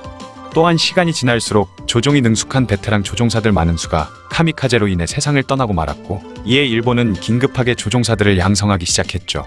그러다 보니 카미카제에 투입된 신입 조종사들은 고급 비행 능력이 없었기 때문에 넓은 태평양의 망망대해에서 몇 가지 측량법만 가지고 미국 군함을 찾는 것 자체도 쉽지 않았고 바다에서 방향을 잃고 정처 없이 떠돌다가 연료 부족으로 바다로 추락하는 경우도 있었습니다. 상황이 이쯤이나 됐으면 더 이상 무의미한 교전을 끝내고 아군의 피해를 늘리기보다는 항복하거나 강화를 시도하는 게 맞는 선택이었지만 이미 마탱이 간 일본 군부는 그런 걸 생각 못하고 카미카제 공격으로 전세를 역전시켜 전쟁을 지속할 기회로 삼았죠. 그만큼 당시 일본은 광기에 사로잡혀 일본 제국의 지속을 위해서는 사람의 목숨도 아깝지 않은 인명경시 사상이 만연하고 있었던 것입니다. 거기다가 전투기 조종사라는 고급 인력과 전투기라는 고급 물자를 그냥 폭탄으로 사용한 것이 너무나도 상식적이지 않았죠. 또한 일본의 이런 미친 공격에 미군들도 경악을 금치 못했는데요. 처음에는 그저 엔진이 고장났거나 통제되지 않는 비행기가 재수없게 우리 배를 들이받았다고 생각했다고 하죠. 그런데 이후 이것은 일본의 의도된 작전이라는 걸 알게 된 미군은 필사적으로 격추시키기 시작했습니다. 또한 카미카제에 대한 경계심과 전투의지가 과거보다 더욱 치솟았으며 일본군을 더 이상 같은 인간으로 보지 않는 경우도 있었죠. 이는 훗날 동양계 미국인에 대한 인종차별까지 생기는 계기가 되기도 했습니다. 또한 카미카제 공격에 의해 미군이 피해를 많이 입기도 했었기 때문에 일본군 항공기가 나타나면 상식적이지 않은 공격에 대한 공포심에 사로잡혔었다고 하죠. 이런 일본의 행위에 질려버린 미군은 일본인 전체가 사망하거나 국가의 존속이 위협받아야 일본이 항복한다고 결론을 내리게 되었고 그렇게 원자폭탄을 일본에 투하하기로 결정했습니다. 이후 히로시마와 나가사키에 원자폭탄이 투하되고 전쟁이 마무리되면서 우수한 인력들을 죽음의 늪으로 밀어넣던 카미카제 작전도 끝나게 되었죠. 생존 카미카제 대원 칸베 유타카는 카미카제는 절대 미화해서는 안 되며 다시 일어나서도 안 된다 라고 말하며 카미카제로 허망하게 죽어간 친구들을 평생 애도하며 살았다. 그렇게 친구들이 죽도록 내버려둔 것에 대해 후회하고 고통받고 있다 라고 했다고 합니다. 하지만 일본은 죄를 뉘우치지는 못할 망정 카미카제도 문화유산이랍시고 2014년에 유네스코 세계기록유산으로 등재 신청을 올렸으며 가고시마 현에서도 카미카제를 유네스코 세계기록유산으로 등재하려 시도했지만 일본 관점으로 기술된 기록밖에 없어서 자료의 편중이 심해 형평성에 어긋난다는 이유로 유네스코 일본위원회에서 부결시켰다고 하죠. 그러자 가고시마 현에서는 2년 후에 다시 시도하겠다 했지만 결국 일본은 유네스코 등재 계획을 포기했다고 합니다. 오키나와에서는 자국민들을 집단으로 목숨을 끊게 강요했고 카미카제로 자신의 목숨을 걸고 미국군의 공격을 감행하라고 한 걸 보면 당시 일본은 정말 미쳐 있었던 것 같기도 하네요. 지금까지 세계 역사상 최악의 작전 카미카제에 대한 이야기였습니다. 1947년 1월 13일 고마에서 열린 전범재판에 제출된 마토바 진술서에는 믿기지 않을 정도로 충격적인 사실이 실려 있었고 일본군의 끔찍한 만행이 밝혀집니다. 그 충격적인 내용은 바로 지난 1945년 2월 일본군이 사람을 잡았다는 내용이었던 것이죠. 사실 전쟁 중 고립된 부대의 식량이 떨어지면 사람의 시신을 먹는 일이 종종 있는 일이라고 합니다. 그러나 이는 먹을 것이 다 떨어져 굶어 죽기 직전까지 간 극도로 처참한 상황에 최후의 선택으로 어쩔 수 없이 행해졌기 때문에 전쟁이 끝나고 나서도 정상 참작이 되는 경우도 있죠. 하지만 오늘 이야기할 이 사건은 식량이 부족한 것도 아니었고 살아있던 사람을 죽인 다는 점에서 방금 말한 시신을 먹는 것과는 완전히 다른 충격적인 사건이었습니다. 이 사건을 훗날 치치지마 사건이라고 부르게 되었죠. 치치지마 섬은 일본 본토에서 남쪽으로 약 1000km 떨어진 곳에 있던 섬이었습니다. 이 섬은 이곳으로부터 약 200km 떨어져 있는 섬인 이오지마 섬과 일본 본토를 연결해주는 중간 보급로인 동시에 전략적 요충지였죠. 그렇다 보니 1945년 당시 치치지마 섬은 다치바나 요시오가 지휘하고 있는 제1여단 병력이 주둔해 섬의 수비를 맡고 있었습니다. 그해 2월이 되자 이오지마 섬을 공략하려던 미군은 이오지마를 고립시키기 위해 중간 보급로를 끊을 목적으로 치치지마를 공격하기로 마음을 먹었죠. 하지만 그곳에 많은 병력을 투입하기에는 아군의 피해가 클 것으로 예상되었기 때문에 치치지마 섬은 그냥 폭격기를 보내 폭격만 가하기로 결정했습니다. 그러자 미군은 항공모함을 띄워 폭격기를 그곳으로 출격시켰는데요. 폭격은 성공적이었지만 항공모함으로 귀환하던 폭격기가 일본군 대공포에 의해 몇 대가 격추되고 말았던 것이죠. 이에 많은 미군들이 죽거나 바다에 빠지고 말았고 그중 한 미군 중위는 간신히 낙하산으로 탈출하는 데 성공했습니다. 그렇게 미군 중위는 2~3시간 정도를 치치지마 근처 바다에서 표류하다가 다행히 근처에 있던 미군 잠수함에 의해 구조되었죠. 그런데 놀라운 사실은 이때 구조된 미군 중위가 바로 조지 H.W. 부시였는데요. 미국의 제41대 대통령, 그가 바로 이때 살아난 미군이었죠. 그런데 나머지 살아난 미군 8명은 결국 치치지마 섬에 주둔하던 일본군의 잡혀 포로가 되었습니다. 그 전 연도인 1944년에 잡힌 포로가 1명 더 있었기 때문에 미군 포로는 합쳐서 총 9명이 있었죠. 당시 일본군은 제2차 세계대전 참전국 군대 중에서도 포로를 향한 가혹행위나 학대, 구타 등이 가장 심했다고 하는데요. 거기다가 일본은 침략전쟁을 수행하기 위해 양아치나 건달 같은 사람까지 개나 소나 막 병사로 뽑았었기 때문에 점령지의 국민들이나 포로로 잡은 적군들은 인간 취급 안 하기로 유명했었던 것이죠. 그러던 1945년 2월 23일 충격적인 사건이 발생하고 말았습니다. 그날 밤 다치바나 요시오와 마치바 수이오 등 여러 사람들이 술을 먹고 있었는데 안주가 부족해진 것이죠. 그러자 다치바나 요시오가 갑자기 미군 포로들의 가져오라고 명령한 것입니다. 바로 포로들을 안주로 먹기 위해서였죠. 그렇게 미군 포로들은 죽임당한 뒤 그들에게 먹히게 되었는데요. 미국은 연회를 열었던 카토 타케문의 대저의 방에서 요리했는데 그 자리에 있던 모든 사람에게 조금씩이라도 먹도록 강요했다고 합니다. 당연하겠지만 거기서 육을 맛본 사람들 중 단 한 사람도 그것이 맛있다고 하지 않았다고 하죠. 모리쿠니조라는 인물의 증언에 따르면 희생자 중 한 명인 플로이드 할은 떼어내진 뒤 야채와 간장과 함께 요리되었다고 합니다. 결국 포로 9명 중 5명은 되어 먹혀버렸고 나머지 4명은 이지는 않았지만 처형되거나 죽임당했죠. 이는 앞서 말했듯이 식량 부족의 이유도 아니었고 단지 술 안주로 먹기 위해 산 사람을 일부러 죽이고 그 시신을 그런 어처구니 없는 사건이었습니다. 거기다가 요시오는 부대원들에게도 강제로 을 먹였고 먹지 않겠다고 하는 부대원들은 엄청난 구타를 당하기도 했죠. 또한 사카베 군의관에게는 간과 장기를 할 것을 명령했는데 그는 이 끔찍한 일에 관여하기 싫어 자신보다 하급자인 테라키 중위를 보내고 자신은 그곳에 가지 않았다고 합니다. 그리고 다른 사람의 증언에 따르면 다치바나 요시오는 미군의 등을 먹고 나서 맛있다며 더 가져오라고까지 했다고 하죠. 그냥 처형을 당한 포로들 역시 너무나도 처참하게 목숨을 빼앗겼는데요. 희생자였던 마비모쇼는 일본군의 강요에 따라 자신의 무덤을 스스로 팠어야 했고 다 판 이후 일본군은 그를 무덤 위에 무릎 꿇린 채 가차없이 그의 목을 쳤다고 합니다. 그 일이 있고 시간이 흘러 일본이 패전을 하게 된 이후인 1945년 9월 2일 미군이 치치지마 섬에 상륙을 하게 되었죠. 그리고 다음날 다치바나 장군은 미 해군 전함에서 정식으로 항복을 했습니다. 그때 미군들이 일본군에게 포로였던 9명은 어떻게 되었는지 묻자 그들은 방공호에서 수류탄을 터뜨려 포로 전원이 자폭했다고 둘러댔죠. 이미 치치지마 섬에 있던 일본군들끼리 전범으로 처벌받는 것을 피하기 위해 서로 간에 입을 맞춘 상태였고, 그들은 미군을 속이기 위해 포로들의 묘지까지 만들었습니다.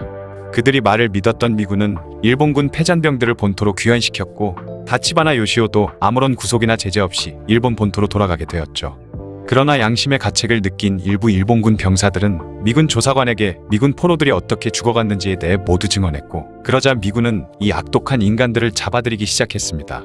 이후 열린 재판에서 다치바나 요시오 장군 외 4명은 포로 살해 및 시체 훼손 혐의로 사형에 처해졌으며, 해군이던 모리 쿠니조 제독을 포함해 여러 명은 무기징역을 선고받았죠.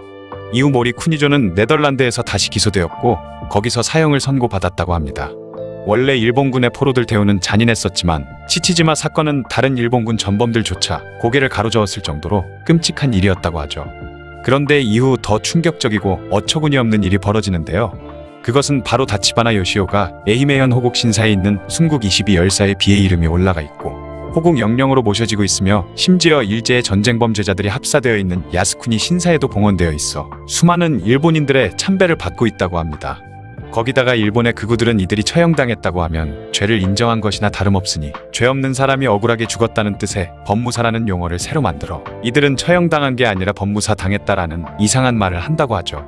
제2차 세계대전 당시 인간으로서 할 수 없는 끔찍한 일이 벌어진 치치지마 섬 사건에 대한 이야기였습니다. 1945년 8월 15일 기다리고 기다리던 통일을 맞이하게 된 이후 일본은 강제징용되어 일본에서 일하고 있던 조선인 노동자들이 폭동을 일으킬지도 모른다는 우려 때문에 이 조선인 노동자들을 처리해야 하는 문제에 봉착하게 됩니다. 비슷한 시기에 우키시마호라는 화물선의 명령이 내려지는데 조선에 거주하고 있던 일본인들을 데려오라는 명령이었죠. 그런데 갑자기 명령이 바뀌는데요. 일본의 북부지방에서 강제노역을 하던 조선인 노동자들을 우키시마호에 태우고 부산으로 보내라는 명령으로 바뀐 것이었습니다. 이에 일부 일본 해군은 이 명령에 항의하기도 했지만 어쩔 수 없이 1945년 8월 22일 조선인 노동자들 약 8천여 명을 태운 뒤 홋카이도의 오미나토 항구를 떠나 부산으로 향했죠. 그렇게 항해를 이어나가던 8월 24일 우키시마호는 갑자기 방향을 틀어 부산이 아닌 교토의 마이즈루항으로 향했고, 다시 꿈에 그리던 조국으로 돌아간다며 기쁨과 환희에 찬 수천 명의 조선인들은 결국 조국 땅을 밟지 못하게 됩니다. 그 이유는 바로 마이즈루 앞바다에서 여러 번의 엄청난 폭음과 함께 우키시마호는 폭발해 침몰해버렸기 때문이죠. 오늘은 광복 직후 벌어진 정말 석연치 않았던 사건, 우키시마호 침몰 사건에 대한 이야기입니다. 우키시마호의 가장 의문스러운 것은 바로 항로인데요. 우키시마호는 일본 북부의 홋카이도 근처에 있던 오미나토 항을 출발해 부산으로 향했는데, 상식적으로 가장 빠르게 부산에 가는 방법은 바로 동해를 가로질러 부산을 향해 직선으로 가는 것입니다. 그러나 의아스러운 점은 우키시마호가 계속해서 일본 땅의 연안을 따라 남쪽으로 내려가다가 직진하면 부산이었는데 갑자기 좌회전해서 마이즈루 항으로 향했던 것이죠. 이에 일본은 배의 연료가 떨어지기도 했고, 그날 오후 6시까지 부산에 들어가는 것은 무리이기도 하며, 당시는 전시 상황이라 일본 근해의 기뢰도 많고 소련 해군의 잠수함도 근처를 다닐 수도 있는 상황이었기 때문에 근처 항구에 입항하라는 명령을 내렸던 것이라고 말했습니다. 그런데 기뢰는 미국이 일본 근해에 많이 깔아놓았었기 때문에 오히려 동해를 가로질러 부산으로 가는 것이 가장 빠르기도 하면서 안전하기도 한 루트였죠. 상황이 이런데 갑자기 더 위험할 수도 있는 마이즈루로 방향을 틀라고 한 것이 정말 이상한 점인 것입니다. 거기다가 일본은 우키시마호가 침몰한 이유는 미군이 부설한 기뢰에 접촉하면서 폭발이 일어났기 때문이라고 했는데요. 이에 대한 근거로는 배 밑바닥과 선체 하부 쪽에만 폭발한 흔적이 있다는 점, 폭발로 인해 선체 일부가 뜯겨져 날아가거나 선체에 큰 폭발로 인해 만들어진 구멍이 없다는 점, 그리고 폭발 이후 바다 밑바닥 흙이 흩어지면서 바다속이 탁해진 점, 또한 사망자들의 사체에서 화상을 입었거나 신체가 산산이 흩어진 흔적이 없다는 점 등을 근거로 들고 있었죠. 또한 일본은 우키시마호에 타고 있던 조선인 송환자는 3,725명, 해군 장병은 255명이었으며 이 중 조선인 524명과 승조원 25명이 사망했다라고 공식 발표했으며, 만약에 사태에 대비해 승조원과 탑승자 대부분을 배의 갑판으로 모이라고 했던 덕에 오히려 피해가 적었다고 발표했던 것입니다. 그러나 우키시마호 사건 생존자들의 증언에 따르면 굉장히 수상한 정황들이 많았기에 당시 우키시마호에 탑승했던 조선인 생존자들은 이 배가 폭발한 것은 일본의 계획된 범죄라고 주장하고 나섰던 것이죠. 그러면서 일본인 승조원들이 만약 배가 부산에 도착하게 되면 분노한 조선인들에 의해 보복을 당할 것이 두려워 처음 우키시마호에 조선인들을 탑승시켜 부산에 보내주라는 명령에 강하게 항의를 하기도 했으며, 당시 조선인 강제징용자들을 일본에 두자니 폭동을 일으킬 것이 무섭고 살려두자니 일제가 저지른 추악한 만행들이 만천하에 드러날 것이 두려웠기에 폭발사고로 위장해 조선인들을 바다에 수장시킨 것이라고 주장했던 것이죠. 또한 폭발이 있기 전 승조원과 탑승자들을 갑판으로 모이라고 했다던 일본의 주장과는 달리 생존자이던 최기령 씨의 주장에 따르면 승조원들이 조선인 탑승자들을 갑자기 배 안으로 내려가도록 지시했고 이후 승조원들은 우키시마호에 있던 작은 보트를 타고 배를 빠져나갔으며 그 뒤에 얼마 안 있어 배가 폭발했다고 증언했던 것이죠. 또한 다른 생존자 강희순 씨도 당시 배에 있던 승조원들의 수가 계속 줄었고 배가 폭발하기 직전에는 승조원들이 다 같이 기관실에 몰려가더니 얼마 후 모두 사라졌다고 증언했습니다. 그리고 다른 생존자였던 정기영 씨는 폭발이 있기 전에 일본 승조원들이 하는 말을 들었는데 젖을 먹고 있는 아기를 보면서 저 불쌍한 아기가 꽃봉오리도 피우지 못하고 가게 생겼으니 큰일이다 라고 말했다고 하죠. 또한 많은 생존자들의 일치된 증언은 폭발 전에 승조원들이 온갖 문서들과 물건들을 바다에 버리고 보트를 타고 배를 떠났다고 증언했으며 모두가 하나같이 폭발음이 3-4번 들렸다고 했는데 만약 기뢰에 의한 폭발이라면 폭발음이 한 번이겠지만 3-4번 폭발음이 들린 것은 정말 이상한 점이라는 것이죠. 그리고 기뢰에 의한 폭발이라면 수십 미터나 되는 물기둥이 솟구쳐 올라야 하는데 그 물기둥을 본 사람 역시 단 한 명도 없었다고 합니다. 뿐만 아니라 1954년에 일본에서 우키시마호 선체를 인양했을 때 배의 선체가 모두 바깥쪽으로 구부러져 있었다고 하죠. 만약 배 밖에서 충격을 받아 선체가 구부러졌다면 배의 안쪽으로 구부러져야 되겠지만 우키시마호의 선체는 모두 바깥쪽으로 구부러져 있었다는 것입니다. 이는 곧 폭발이 배의 내부에서 일어났다고 생각할 수 있는 것이죠. 이후 일본 정부는 뭘 숨기기라도 하는 것인지 사건 처리 역시 빠르게 진행시키기 시작하는데요. 연합군 사령부에 이 사건을 보고할 때는 공식 발표에서 말했던 사망자 524명을 256명이라고 줄여서 보고한 뒤 기뢰 맞고 침몰한 것이라며 넘어가 버린 것입니다. 거기다가 1954년 우키시마호의 선체를 인양하면서도 제1조선인들의 사건 진상조사 요구를 묵살해버렸으며 그렇게 인양된 선체는 아무런 조사도 없이 고철로 팔아 넘겨버리면서 사건을 덮어버렸죠. 심지어 우키시마호의 사망자 유골이라면서 300여 구의 유골을 반환했지만 여러 사람의 유골이 뒤죽박죽으로 뒤섞인 것으로 조사 결과 밝혀지기도 했습니다. 시간이 흘러 1992년 우키시마호 침몰 사건의 희생자들과 유족들이 일본 법원에 국가의 배상 청구 소송을 제소했는데 9년이나 지난 2001년 8월이 되어서야 교토 지방재판소에서는 일본 정부의 안전 배려 의무 위반을 이유로 생존자 15명에게 1인당 300만 엔의 위로금 지급하라고 판결을 내렸지만 일본 정부의 공식 사과 요청은 기각되었습니다. 거기다가 이 위로금 지급 판결마저 2003년에 오사카 고등재판소에서 번복되어 원고 패소 판결을 내렸죠. 또한 현재까지도 이 사건에 대한 진상조사와 일본 정부의 제대로 된 사과 그리고 배상은 전혀 이루어지지 않고 있는 상황입니다.